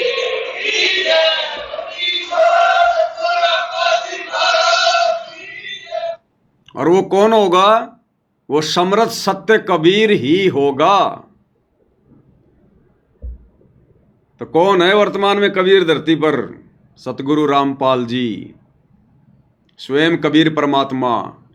इसलिए उस दाढ़ी मूंछ वाली कबीर की समझे जाने वाली बनावटी, नकली, मुर्दा, बेजुबान फोटो का सतगुरु रामपाल जी के यथार्थ 13वें कबीर पंथ में, उनके भक्तों के दिल में, घर में, दरबार में कोई स्थान नहीं है, कोई जगह नहीं है। और मंद बुद्धि होगा वो भगत, सबसे बड़ा महामूर्ख होगा जो सतगुरु रामपाल जी से उपदेश लेने के बाद अगर उस दाढ़ी मूंछ वाली कबीर की समझे जाने वाली फोटो को परमात्मा मानकर उसमें जरा भी आस्था रखेगा। क्योंकि गुरु और गोविंद दो नहीं भाई, जब तक दो समझोगे दो जग में जाई। नरक में जाने वाले काम है, नरक में जाने वाले काम। तो कितना क्लियर किया गुरुदेव भगवान ने कि वो जो मार्गदर्शक होगा, जो 13वां कबीर पंथ चलाएगा, वो स्वयं समर्थ सत्य कबीर होगा। और सबके साथ एक समान व्यवहार करेगा, सबको एक समान देखेगा। अब देखेगा वो जो धरती पे होगा, जो गुरु रूप में होगा। अब तुम्हारे दाढ़ी मूंछ वाले क्या देखेंगे? किसको देखेंगे भाई? अरे सतलोक आश्रम वालों, तुम्हारे दाढ़ी मूंछ वाले कबीर जी धरती पे कहाँ हैं? कौन से दिन उन्होंने हमारे साथ में समान व्यवहार किया? वो तो कभी मिले भी नहीं, वो तो कभी साक्षात्कार भी नहीं दिया उन्होंने। भगवान कभी छुपता हुआ डोलता है क्या? भगवान को किस बात का डर है, किस बात का भय है? अरे ये छुपन छुपाई का खेल तो ये काल खेलता है, ये रहता है छुप के। फिर तुम्हारे कबीर भगवान दाढ़ी मूंछ वाले अगर वही भगवान है तो छुप के क्यों बैठे हैं? किस बात का डर है? क्या कुछ उल्टा पुल्टा काम कर रखा क्या उन्होंने भी काल की तरह? जो उनको शर्म आती है अपने बच्चों के सामने आने में। कबीर भगवान को शर्म नहीं है, वो उल्टा काम कभी सोच भी नहीं सकते, उनकी सोच में भी नहीं होता। इसीलिए तो 8 सितंबर 1951 को ही दिल्ली मंडल में आके बैठ गए, सतगुरु दिल्ली मंडल आईसी। पूज्य गुरुदेव सतगुरु रामपाल जी परमात्मा, ये है समर्थ सत्य कबीर, जो सबके साथ समान व्यवहार कर रहे हैं। समदृष्टि, सतगुरु के लक्षण 4 बखाना। प्रथम वेद शास्त्र को ज्ञाना, दूजे हरि भक्ति मन कर्म वचन जानी, तीजे समदृष्टि जाना, और चौथा वेद विधि सब कर्मा। ये 4 लक्षण सतगुरु के जाना। तो समदृष्टि की भूमिका कौन निभा रहे हैं? सतगुरु रामपाल जी निभा रहे हैं। तो ये हैं रियल में कबीर भगवान। और इनके अलावा अगर किसी और में जरा भी आस्था रख ली, as a god, as a परमात्मा, भाई मुक्ति नहीं हो पाएगी। बाकी भक्ति जो कर रहे हो, दान धर्म जो कर रहे हो, सुमरण जो कर रहे हो, फिर काल के हत्थे चढ़ जाओगे, ब्रह्मा विष्णु महेश बन जाओगे, धरती पर राजा महाराजा बन जाओगे, और फिर दुर्गति भी होगी फिर आगे भयंकर। जितनी मौज उतनी सजा। तो ये पंगा भाई और बहनों समझदार आत्मा तो लेगी नहीं गुरु को मानुष मानने वाली। तो कितने अच्छे से गुरुदेव भगवान आप और हमारी आंखें खोलते हुए सन 1993 से सत्संग करते हुए आ रहे हैं। और एक सत्संग में देखो गुरुदेव भगवान ने कितने अच्छे से हमें समझाया। परमात्मा क्या कह रहे हैं। 17 फरवरी 1988 को उन्होंने आदरणीय राम देवानंद जी को अपना मुंह बोला गुरु धारण किया। आदरणीय राम देवानंद जी कोई सतगुरु नहीं थे। सतगुरु तो एक ही होता है पूरी सृष्टि में, एक ही, एक समय में एक ही होता है, दूसरा कोई सतगुरु नहीं होता। सतगुरु एक ही होता है। एक समय में 2 सतगुरु नहीं होते, क्योंकि परमात्मा एक ही है और परमात्मा स्वयं सतगुरु की लीला करता है। तो आदरणीय राम देवानंद जी को तो गुरुदेव ने केवल इस भक्ति विधान को बनाए रखने के लिए गुरु शिष्य परंपरा का निर्वाह करते हुए खाली फोकट की महिमा दी है कि वो मेरे सतगुरु थे, वो परमात्मा थे, वो बंदी छोड़ थे। आप और हमें भक्ति का पाठ पढ़ा रहे हैं कि एक शिष्य का अपने गुरु जी के प्रति कैसा समर्पण भाव होना चाहिए। उन्होंने हमें रिहर्सल करके दिखाई ताकि हम अपने गुरु जी को कबीर परमेश्वर मानकर जब उनके साथ इसी प्रकार से समर्पण भाव दिखाएंगे, श्रद्धा भाव दिखाएंगे, क्योंकि हमारे गुरुदेव तो हैं ही खुद कबीर। ये तो रियल गॉड हैं, रियल सतगुरु हैं, रियल बंदी छोड़ हैं।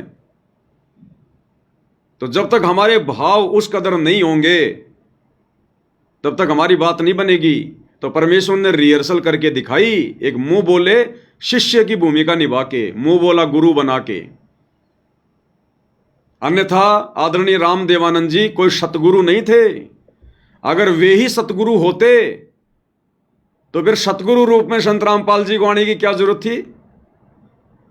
अरे परमात्मा कहते हैं सिद्ध तार है पिंड आपना और साधु तार है खंड, और सतगुरु उसको जानियो जो तार देवे ब्रह्मांड। सतगुरु तो वो होता जो पूरे ब्रह्मांड को पार कर दे, मोक्ष करा दे। तो अगर आदरणीय राम देवानंद जी ही सतगुरु होते तो फिर सतगुरु रामपाल जी को आने की जरूरत क्या थी, वो खुद ही ना सबको पार कर देते। तो एक समय में धरती पर एक ही सतगुरु होता है। अब बताओ फिर जब खुद सतगुरु रामपाल जी सतगुरु हैं, फिर 1997 में सतलोक से चलकर और कौन सा दाढ़ी मूंछ वाला सतगुरु आएगा। क्या सतगुरु भी 2 होते हैं क्या, 3 होते हैं क्या? एक तो आदरणीय राम देवानंद जी हो गए सतगुरु, एक सतगुरु रामपाल जी हो गए सतगुरु, और एक 1997 में दाढ़ी मूंछ वाले कबीर जी हो गए सतगुरु। अरे भगवान भी 3 होते हैं क्या? तो क्या कह रहे हैं गुरुदेव भगवान, क्लियर कर रहे हैं परमात्मा, ध्यान से सुनिएगा। कौन ब्रह्मा का पिता है, ये 18 पुराण पढ़ते हैं, आज तक ये नहीं मालूम कि कौन ब्रह्मा का पिता है, कौन विष्णु की मां, शंकर का दादा कौन है। कोई तो जो बता।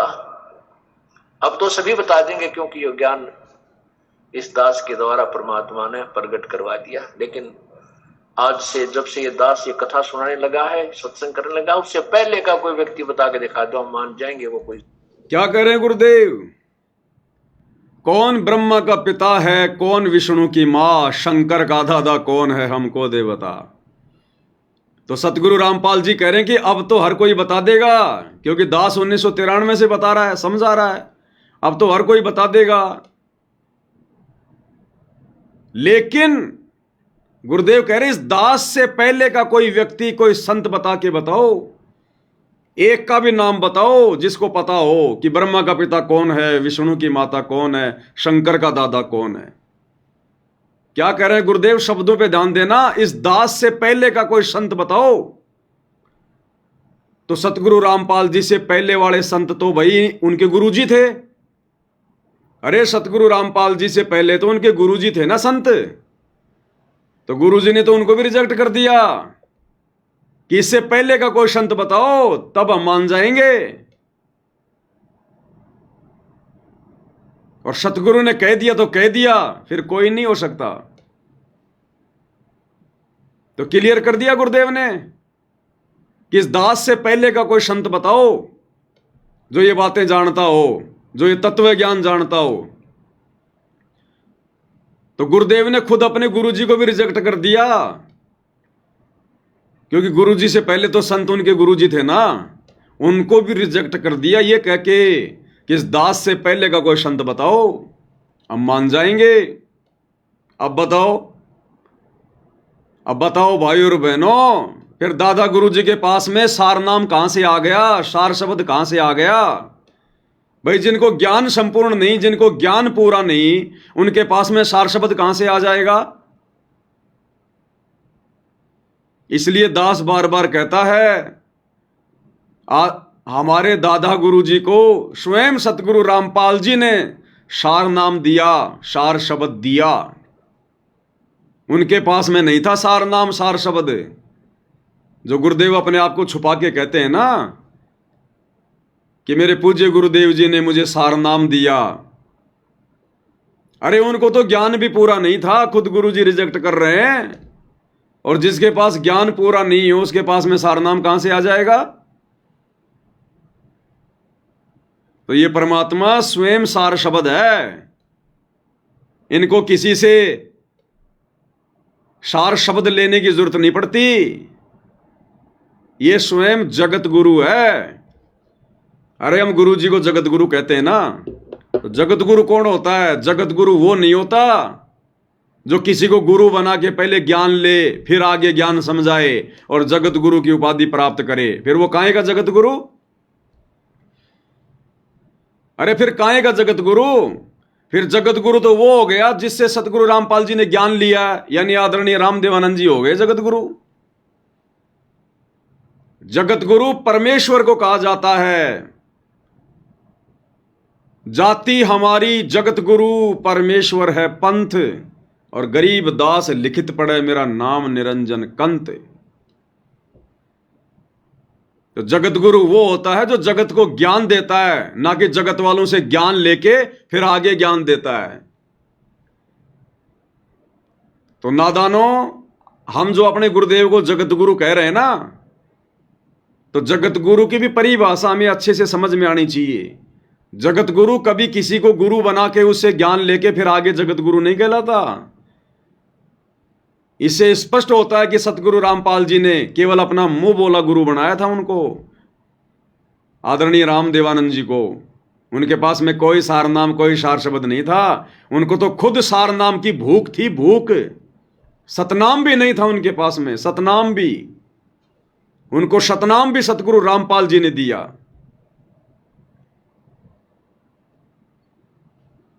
तो क्या कह रहे हैं गुरुदेव भगवान कि इस दास से पहले का कोई संत बता दो जिसको ये ज्ञान हो।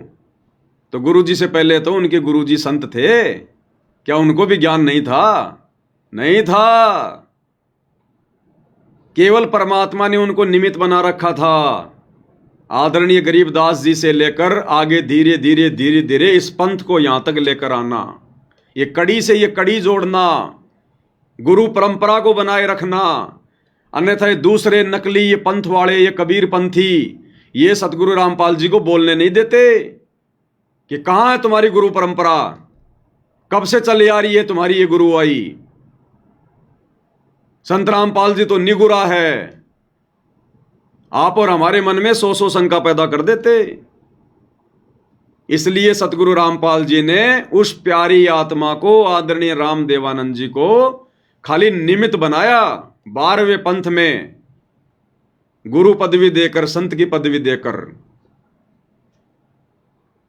और अपनी वाणी के अनुसार फिर 12वें पंथ में उनको स्वयं आना था, तो स्वयं चलकर आ गए सतगुरु रामपाल जी और सारे अधिकार छीन लिए फिर उनसे कि प्यारी आत्मा तेरा काम पूरा हुआ, अब आप आराम करो, विश्राम करो, बैठ के भक्ति करो, जो आपको नाम दे दिया सतनाम सारनाम। अरे गुरुदेव ने कहा ना कि सन 1994 से पहले इस दास ने एक आदि आत्मा को सार नाम दिया था। वो भी आपको सुनाएंगे सत्संग अभी। वो एक आदि आत्मा वही थी, आदरणीय राम देवानंद जी।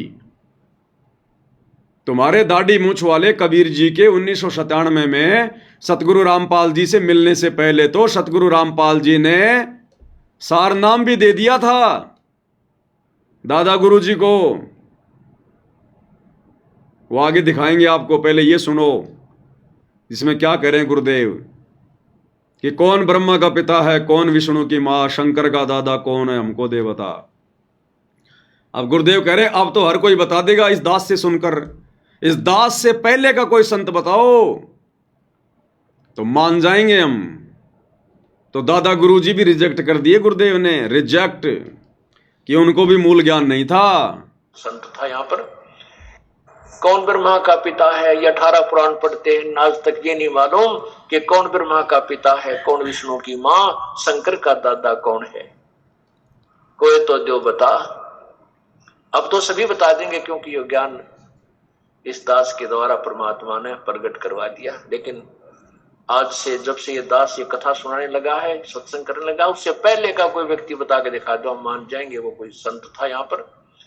न तो ये सा संत था केवल परमात्मा को छोड़ के, जो कबीर परमात्मा आए थे, या उनसे सीधे संबंधित संत। जैसे क्या कह रहे हैं गुरुदेव, उस कबीर परमात्मा को छोड़कर और उनसे मिले हुए जो संत हैं उनको छोड़कर। और गुरुदेव कह रहे 7 संतों मुझे ध्यान है, 7 संतों का तो मेरे पास में प्रमाण है जिनको कबीर जी मिले, ये मूल ज्ञान दिया। और उन 7 संतों में दादा गुरु जी का नाम नहीं है, आदरणीय राम देवानंद जी का नाम नहीं है। और देखना कितना बड़ा भाई और बहनों आज की वीडियो में निष्कर्ष निकलेगा, और यह दृढ़ विश्वास होगा हम आत्माओं को कि कबीर केवल धरती पर सतगुरु रामपाल जी हैं, दूसरा कोई कबीर किसी ब्रह्मांड में, सतलोक में कहीं नहीं है। अगर वहां भी कोई बैठा है तो सतगुरु रामपाल जी ही बैठे हैं, क्योंकि अनंत कोटि कलाओं के स्वामी है। तो क्या कह रहे हैं गुरुदेव, आज से पहले का कोई संत बताओ। फिर गुरुदेव कह रहे हैं या तो कबीर परमात्मा स्वयं आए थे, उनको पता था, या उनसे परिचित जो संत थे उनको पता था। और उन संतों में दादा गुरु जी का नाम नहीं है। देखिएगा, सुनिए। 7 संतों के बारे में दास को मालूम है, उनको छोड़कर किसी को यह तत्व ज्ञान नहीं था। गुरुदेव कह रहे 7 संतों का नाम दास को याद है, उनको छोड़कर किसी को तत्व ज्ञान नहीं था। और दादा गुरु जी का नाम लिया ही नहीं गुरु जी ने उन 7 संतों में। तो क्या दादा गुरु जी को तत्व ज्ञान नहीं था? भाई नहीं था, पूर्ण तत्व ज्ञान नहीं था। पूर्ण तत्व ज्ञान तो स्वयं परमात्मा को ही होता है। अब सोचिए, जिनको पूर्ण तत्व ज्ञान नहीं था दादा गुरु जी को, तो उनके पास में सतनाम कहां से आ जाएगा, सार नाम कहां से आ जाएगा। तो दादा गुरु जी को सतनाम और सार नाम अरे हमें गुरुदेव ने बताया ना विशेष संदेश में कि मेरे पूज्य गुरुदेव जी ने मुझे प्रथम नाम दिया और 7 दिन के अंदर अंदर फिर मुझे सतनाम दे दिया। तो दास पहले भी आपको ये बातें बोल चुका है कि वो प्रथम नाम और 1 सप्ताह के अंदर सार नाम दादा गुरु जी ने संत रामपाल जी को नहीं दिया, संत रामपाल जी ने दादा गुरु जी को दिया था। पहले प्रथम नाम और उसके 1 सप्ताह के अंदर उनको सतनाम दे दिया था, क्योंकि वो उनकी अच्छी आत्मा थी, प्यारी आत्मा थी। इस मार्ग में उन्होंने भूमिका निभाई थी एक संत की। तो सतगुरु रामपाल जी ने 1 सप्ताह के अंदर अंदर प्रथम नाम और सतनाम ये दादा गुरु जी को दिया था, ना कि दादा गुरु जी ने सतगुरु रामपाल जी को दिया था। ये कबीर मार्ग भाई और बहनों उल्टा चलता है, उल्टा। कबीर का ज्ञान अटपटा और झटपट समझ में ना आए, और जिसको झटपट समझ में आ जाए उसकी सारी खटपट निकल जाए। ये इतना जल्दी समझ में नहीं आता। तो वो सतनाम और प्रथम नाम संत रामपाल जी ने अपने गुरु जी को, मुंह बोले गुरु जी को, 1 सप्ताह के अंदर अंदर दिया था। अब उन 7 संतों का नाम बताया जा रहा है जो परमात्मा से परिचित थे, जिनको तत्व ज्ञान था। उसमें दादा गुरु जी का नाम नहीं है। तो मालूम है उनको छोड़कर किसी को ये तत्व ज्ञान नहीं था। वो कौन कौन है? आदरणीय धर्मदास साहिब जी, आदरणीय गरीबदास साहिब जी, आदरणीय दादू साहिब जी, आदरणीय मरुख साहिब जी, आदरणीय गीसा साहिब जी, आदरणीय नानक साहिब जी और आदरणीय गरीबदास साहिब जी। ये 7 संत, इससे इनकी वाणी में प्रमाण है। अन्य किसी भी संत की अपने अनुभव की बुक में कोई तत्व ज्ञान नहीं है। बताओ, दादा गुरु जी तो फेल हो गए। दादा गुरु जी को तो तत्व ज्ञान था ही नहीं, गुरु जी ने रिजेक्ट कर दिया। उनको तो कबीर जी भी नहीं मिले, जैसे कि दाढ़ी मूछ वाले कबीर जी गरीबदास जी को मिले, धर्मदास जी को मिले, मलुक दास जी को मिले, दादू दास जी को मिले, गीसा दास जी को मिले, नानक जी को मिले। और हमारे दादा गुरु जी को तो कबीर जी भी नहीं मिले, दाढ़ी मूछ वाले। भाई मिलना चाहिए था ना, इतनी अच्छी आत्मा थी, 12वें पंथ का गुरु था, भगवान ने एक बार तो दर्शन देना चाहिए था ना। लेकिन अपने एक सत्संग में गुरु जी कह रहे हैं एक शब्द में कि कबीर जी आदरणीय रामदेवानंद जी को भी मिले, और वैसे कोई प्रमाण है ही नहीं कहीं। अब कैसे मिले कबीर जी, कब मिले कबीर जी दादा गुरु जी को? अब वो शब्द लेंगे भाई और बहनों हम परमात्मा का, अब उस शब्द के माध्यम से क्लियर होगा कि कबीर जी कब और कैसे आदरणीय रामदेवानंद जी को मिले। क्योंकि गुरु जी ने शब्द में लिखा है तो झूठ नहीं हो सकता, और वैसे गुरु जी ने कभी बताया नहीं, कोई प्रमाण नहीं कि कबीर जी आदरणीय रामदेवानंद जी को मिले। तो एक शब्द के माध्यम से देखना भाई और बहनों कितना क्लियर होगा आज गुरुदेव भगवान के आशीर्वाद से। और सतलोक और कौन सा शब्द है?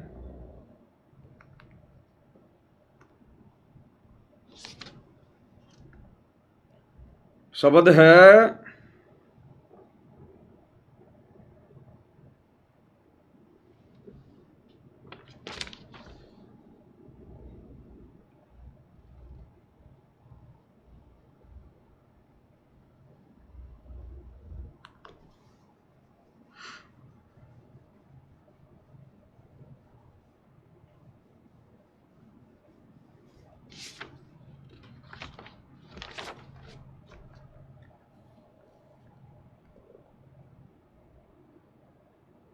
तुम कर दो पल में पार हो जा रजा थारी।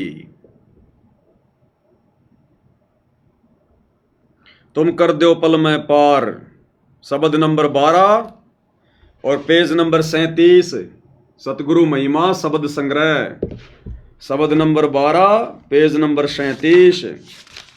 देखना भाई और बहनों, कितना गजब का प्रमाण है इस शब्द में, लास्ट में कितना गजब का प्रमाण।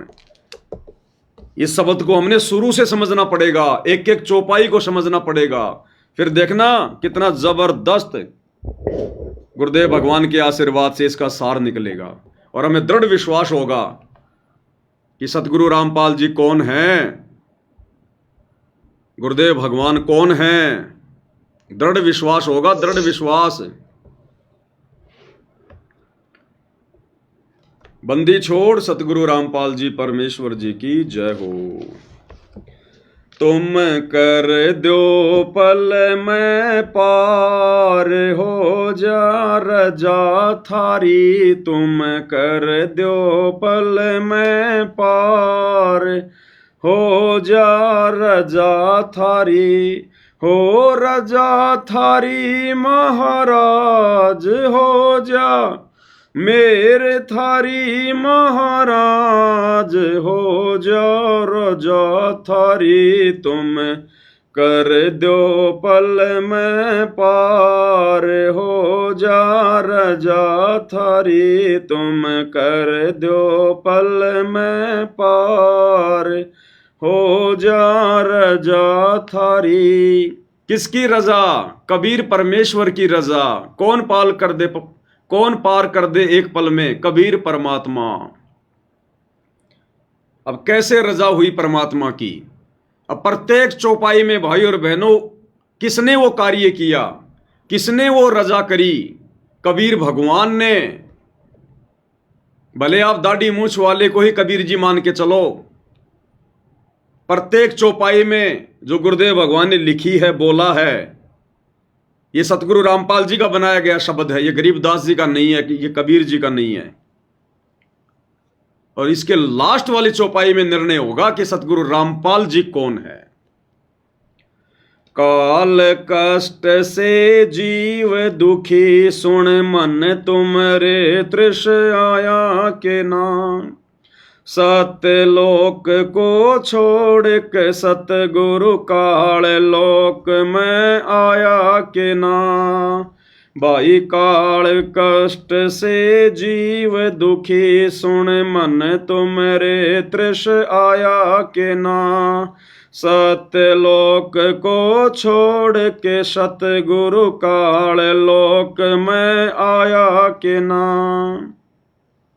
तपत शिला पे जीव जड़े थे, उनको देख दुख पाया के ना।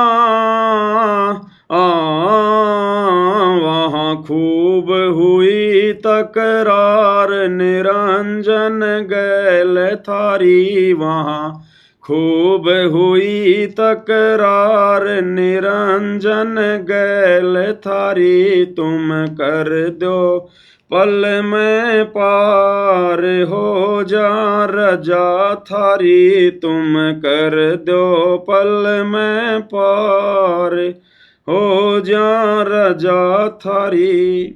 पहली चौपाई, काल कष्ट से जीव दुखी, सुन मन तुमरे तृष आया के ना। कि इस काल के लोक में जीवों को दुखी देखकर परमात्मा आपको पीड़ा हुई या नहीं हुई?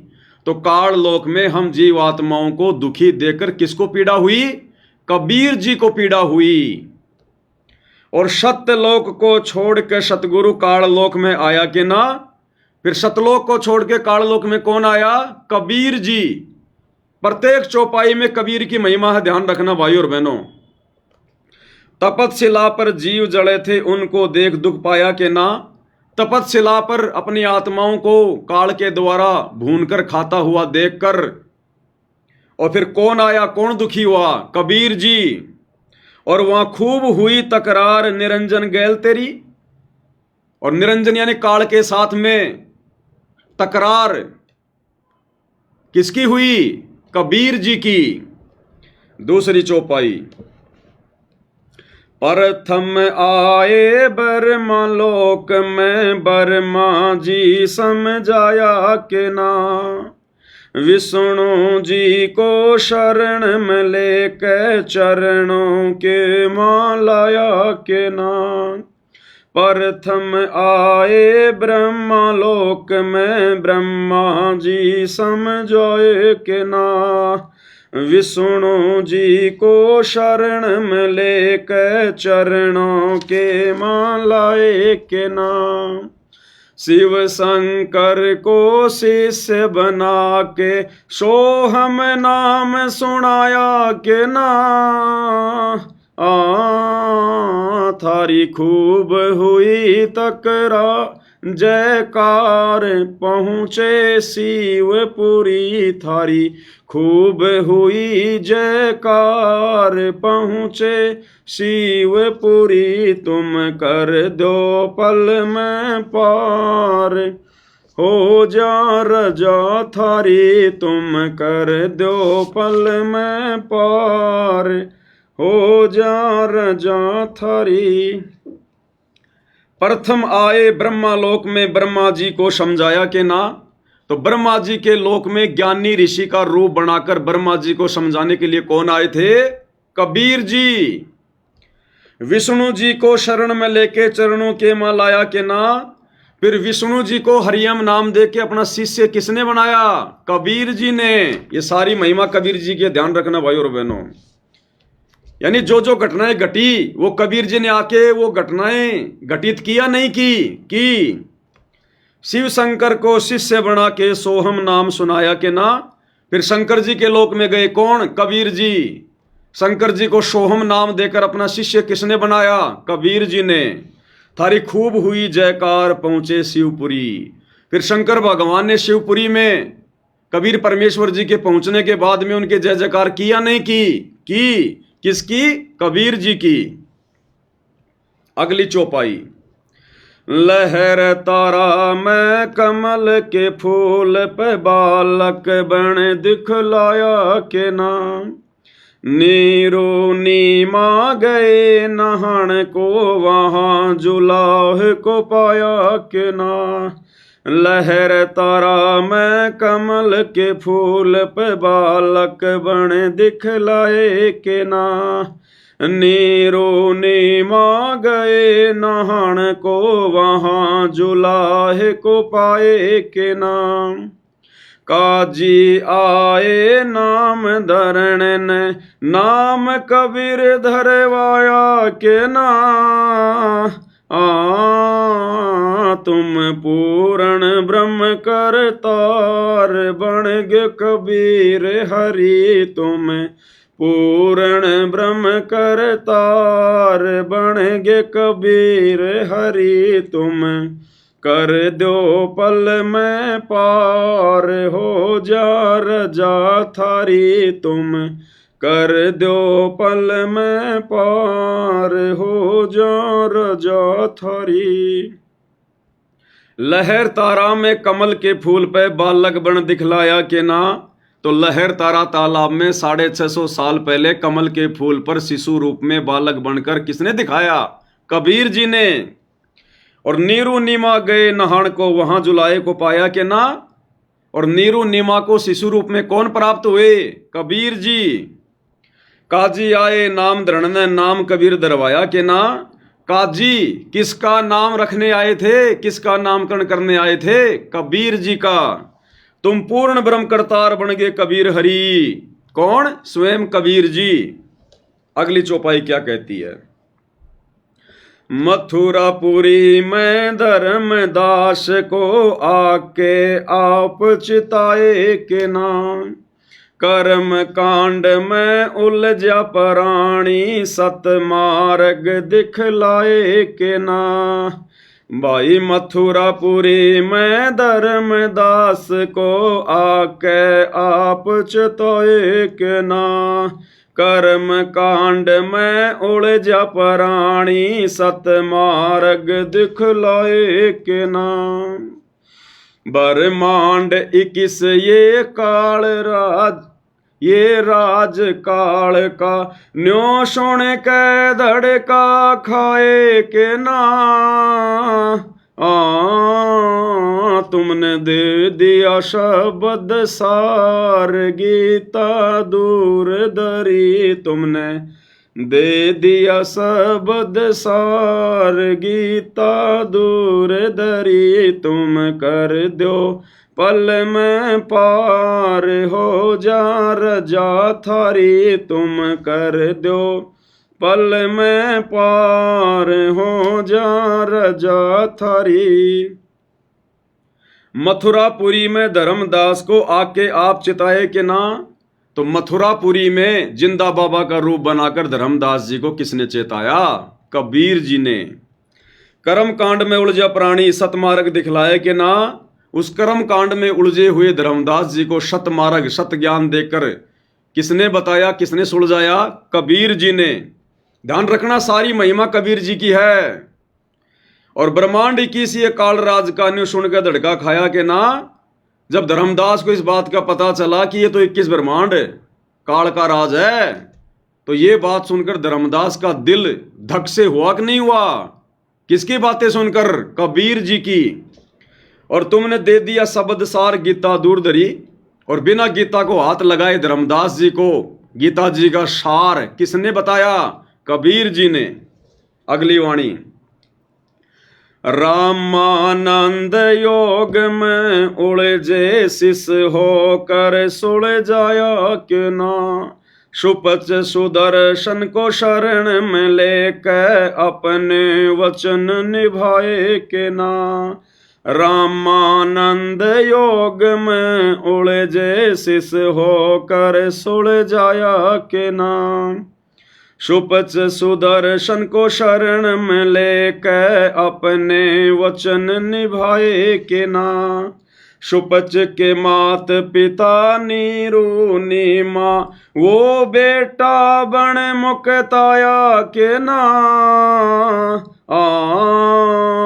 जीवा दत्ता की सूखी डार कर दी हरी भरी, जीवा दत्ता की सूखी डार कर दी हरी भरी, तुम कर दो पल में पार हो जा, तुम कर दो पल में पार हो जा रजा थारी। क्या कह रहे परमात्मा? रामानंद योग में उलझे शिष होकर सुलझाया के ना।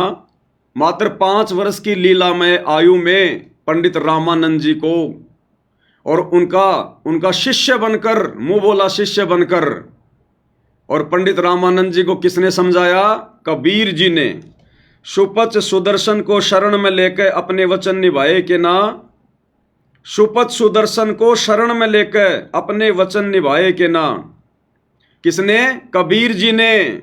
सुपच सुदर्शन के माता पिता को अपने शरण में लेके और सुपच के साथ द्वापर में किया गया वचन किसने निभाया? कबीर जी ने। सुपच के माता पिता नीरू नीमा वो बेटा बन मुक्ताया के ना। सुपच सुदर्शन के माता पिता ही इस कलयुग में, कलयुग के प्रथम चरण में नीरू नीमा के रूप में आए थे। तो वो अपना वचन जो सुपच को दिया था द्वापर में कि तेरे माता पिता को मैं जरूर पार करूंगा, अपनी शरण में लूंगा, वो वचन किसने निभाया? कबीर जी ने। और जीवा दत्ता की सूखी डार कर दी हरी भरी। अब जीवा दत्ता की गुजरात के भरूच में सूखी डार चरना अमृत डालते ही किसने हरी भरी करी? कबीर जी ने। सारी महिमा कबीर जी की है, ध्यान रखना। बलक बुखार में संत कैद किए आके आप छुड़ाए के ना। महल पे ऊंट और महल सरा कही सुन के चाकर खाए के ना। बलक बुखार में संत कैद किए आके आप छुड़ाए के ना। महल पे ऊंट और महल सरा कही सुन के चाकर खाए के ना। बांधी होकर सेज बिछाई तन 3 कोरड़े खाए के ना। तुम नर से बन गे नार ओड्या चीर जरी। तुम नर से बन गे नार ओड्या चीर जड़ी। तुम कर दो पल में पार हो जा रजा थारी, तुम कर दो पल में पार, हो जा रजा थारी। क्या कह रहे हैं? बलक बुखारे में संत कैद किए, आके आप छुड़ाए के ना। बलक बुखारे के बादशाह इब्राहिम सुल्तान ने 300 संतों को जेल में कैद किया हुआ था। वहां जाकर किसने छुड़ाया? कबीर जी ने। महल पे ऊंट और महल सराक ही सुन के चक्कर खाए के ना।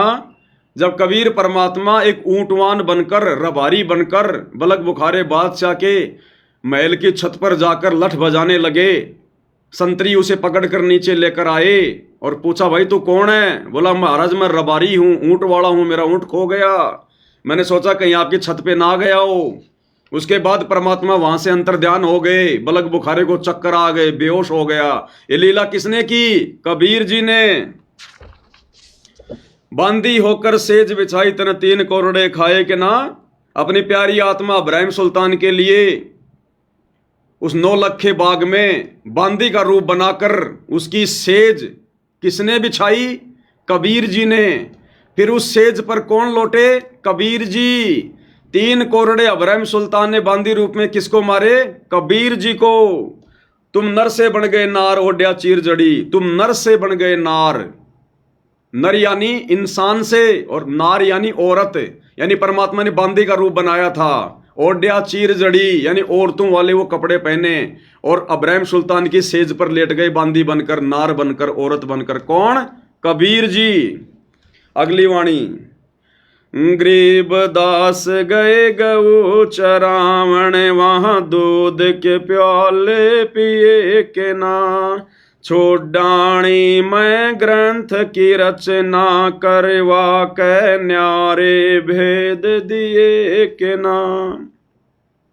गरीब दास गए गऊ चरावण, वहां दूध के प्याले पिए के ना। छोड़ाणी मैं ग्रंथ की रचना, करवा न्यारे भेद दिए के ना। श्री राम देवानंद संत तुम्हारे। ये है वो वाणी भाई और बहनों, ध्यान दे लेना अगर अपने गुरु जी को कबीर जी के रूप में जानना है, पहचानना है तो। श्री राम देवानंद संत तुम्हारे, अपनी शरणा लिए के ना।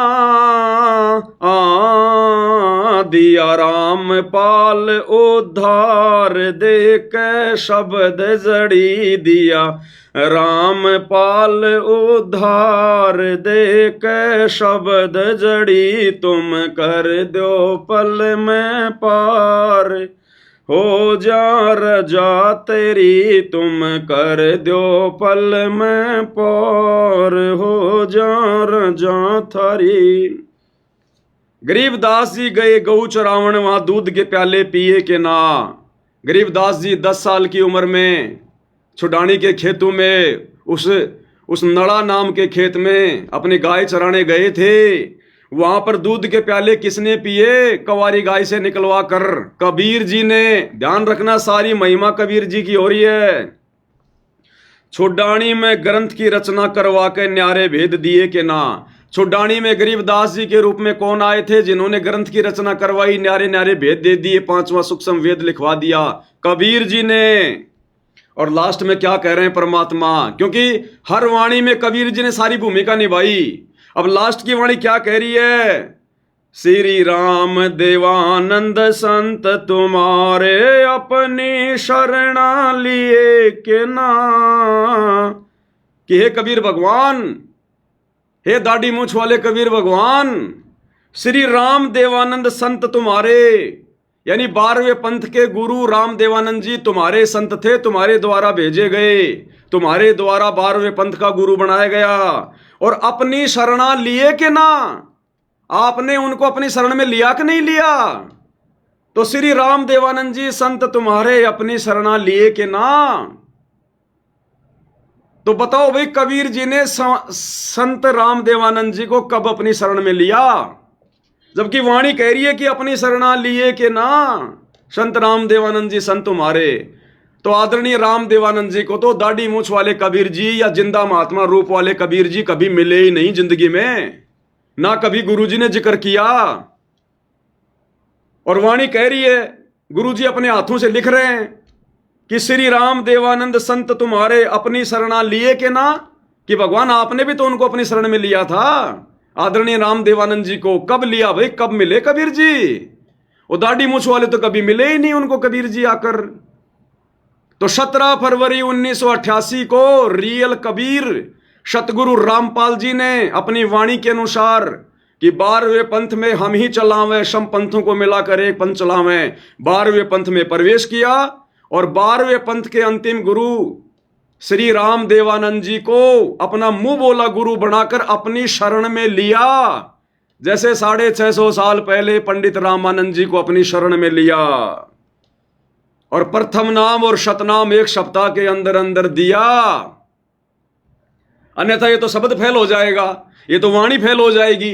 क्योंकि ऊपर की हर चौपाई में तो हम सबको पता है, गुरुजी ने बार बार जिक्र किया है, हमारे को ये कथाएं सुनाई है कि हाँ वो कबीर जी आकर मिले, कबीर जी ने सारे काम किए। अब लास्ट की चौपाई में बताओ फिर कबीर जी कब आए, दाढ़ी मूछ वाले, कि श्री राम देवानंद संत तुम्हारे अपनी शरणा लिए के ना। बताओ कब लिया शरण में दाढ़ी मूछ वाले ने श्री राम देवानंद जी को? वो तो मिले भी नहीं, अब शरण में लिया है ये भी झूठ नहीं हो सकता। तो 17 फरवरी 1988 को रियल कबीर सतगुरु रामपाल जी ने 12वें पंथ में प्रवेश करके आदरणीय राम देवानंद जी को अपना मुंह बोला गुरु बनाकर लीला करते हुए उनको अपनी शरण में लिया। उनको प्रथम नाम और शतनाम दोनों एक सप्ताह के अंदर अंदर दिए। और फिर क्या किया? दिया राम पाल उद्धार देख शब्द जड़ी दिया, राम पाल उद्धार देख शब्द जड़ी। सतगुरु रामपाल जी ने उनका उद्धार किया देखकर शब्द जड़ी। वो सार नाम दिया फिर सतगुरु रामपाल जी ने, दिया रामपाल उद्धार, यानी रामपाल जी ने उद्धार कर दिया किनका? अपने मुंह बोले गुरु का, देखकर शब्द जड़ी। भाई और बहनों, ये कबीर मालिक का मार्ग उल्टा चलता है, उल्टा। जैसा हम इनको पढ़ेंगे वैसा नहीं होता। तो बताओ भाई और बहनों, धरती पर कबीर कौन? सतगुरु Rampal ji is Kabir, real God. है इनके अलावा कोई और कबीर? इसलिए हम सत्सेवक भाई बहन अपने गुरु के अलावा किसी और को कबीर ना मानते, ना किसी और में कबीर देखते। और यदि हमने इस कलयुग की पिछली पीढ़ी में ये तत्व ज्ञान लेने के बाद अपने गुरु के अलावा किसी और में कबीर जी का अगर छटांग भी देख लिया, तिल भर भी दर्शन कर लिया, हमारी बनी बनाई भक्ति का सत्यानाश। परमात्मा फिर बहुत नाराज होगा हमसे, बहुत नाराज होगा। तुम कर दो पल में पार हो जा रजा थारी। और उस विशेष संदेश में तो गुरुदेव ने भाई और बहनों कितना क्लियर कर दिया, मूर्ख से मूर्ख व्यक्ति भी समझ जाएगा, मूर्ख से मूर्ख व्यक्ति भी, कि सतगुरु रामपाल जी कौन हैं, वर्तमान में क्या लीला खेल रहे हैं, वर्तमान में क्या कर रहे हैं। उसमें कहा ना गुरुदेव भगवान ने, बिल्कुल क्लियर कर दिया उसमें परमात्मा ने। वो कौन सा सत्संग था? 75 नंबर का। प्रकट है, गुरुदेव ने क्लियर किया उसमें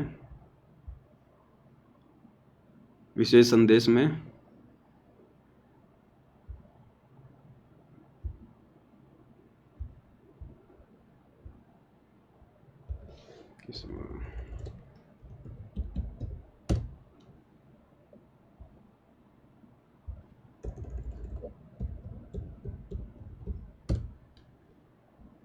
ये देखो, बिल्कुल क्लियर कर दिया गुरुदेव ने, बिल्कुल क्लियर।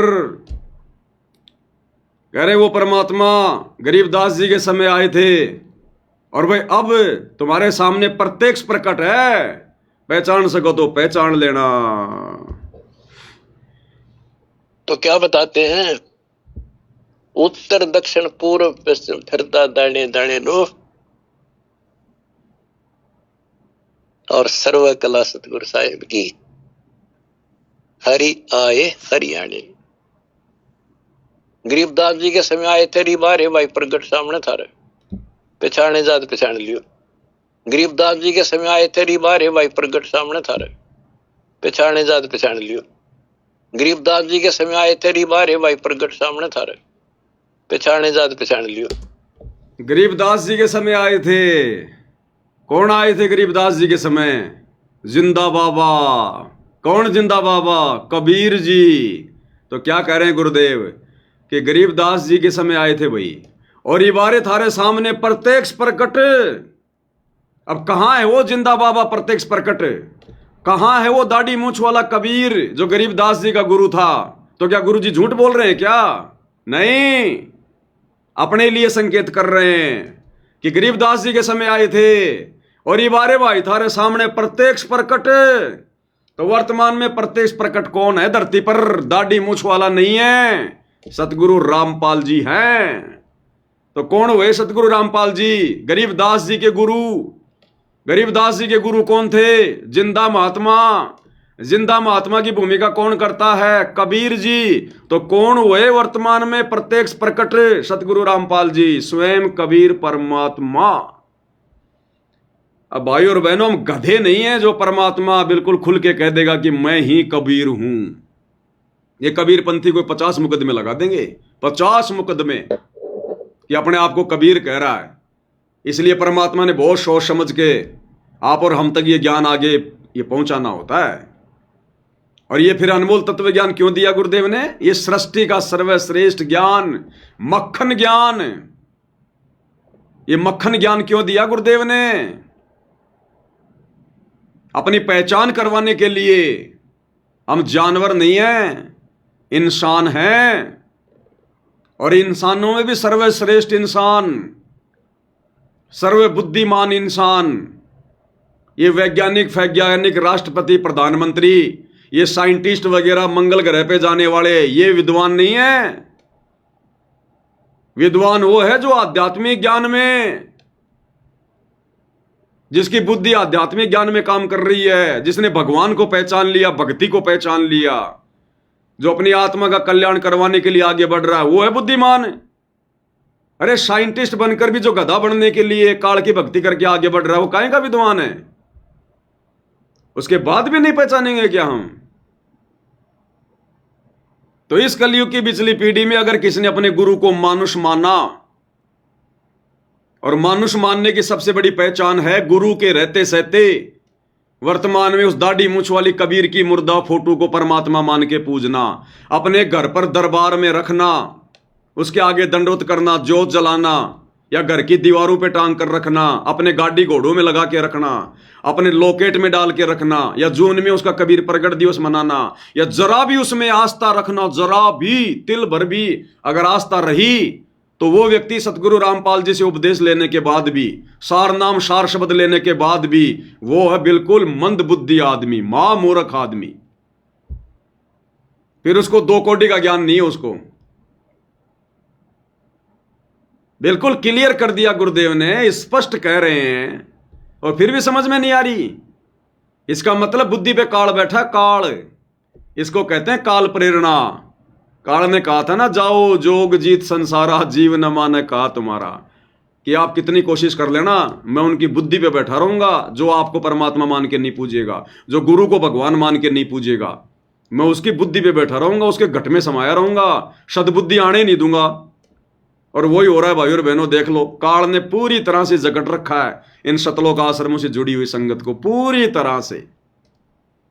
तो कितनी बड़ी मेहरबानी, कितनी बड़ी दया, कितनी बड़ी विशेष रजा गुरुदेव भगवान की आप और हम सत्सेवकों के ऊपर, जो गुरुदेव ने इस घोर कलयुग में अपनी पहचान करवाई, जहां धर्मदास भी चक्कर में पड़ गया था कि भगवान आपको कैसे पहचानेंगे, आप कैसे उनको पार करोगे? तो परमात्मा बोले, भाई ये मेरा काम है। जिनका वापस सतलोक जाने का समय आ जाएगा, वो मेरे संकेतों को समझने लग जाएंगे। तो आज गुरुदेव के संकेतों को कौन समझ रहा है? केवल सत्सेवक भाई बहन। इसलिए भाई बहनों, ये साध संगति सतलोक के लिए गुरुदेव भगवान का ट्रेनिंग सेंटर है, और यही परमेश्वर का यथार्थ 13वां कबीर पंथ है।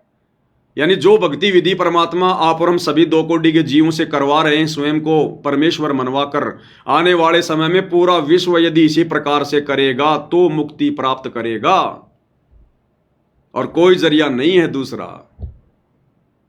और आप और हम भाई बहन समय रहते, समय से पहले परमेश्वर को समझ गए, उन्हीं के आशीर्वाद से। बाकी तो हम भी 2 कोटि के जीव हैं, इस भगवान को कोई पहचान नहीं सकता जब तक ये भगवान खुद अपनी रजा ना करे।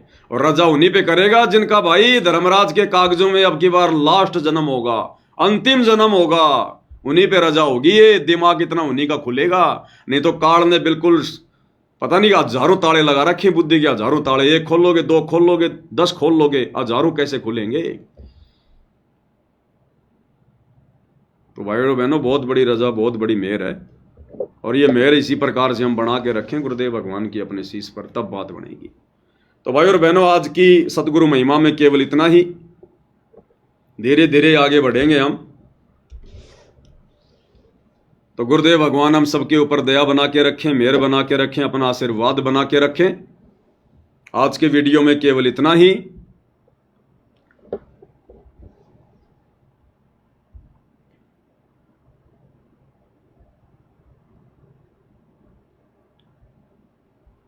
अरे भाई कहाँ चला गया सत साहिब?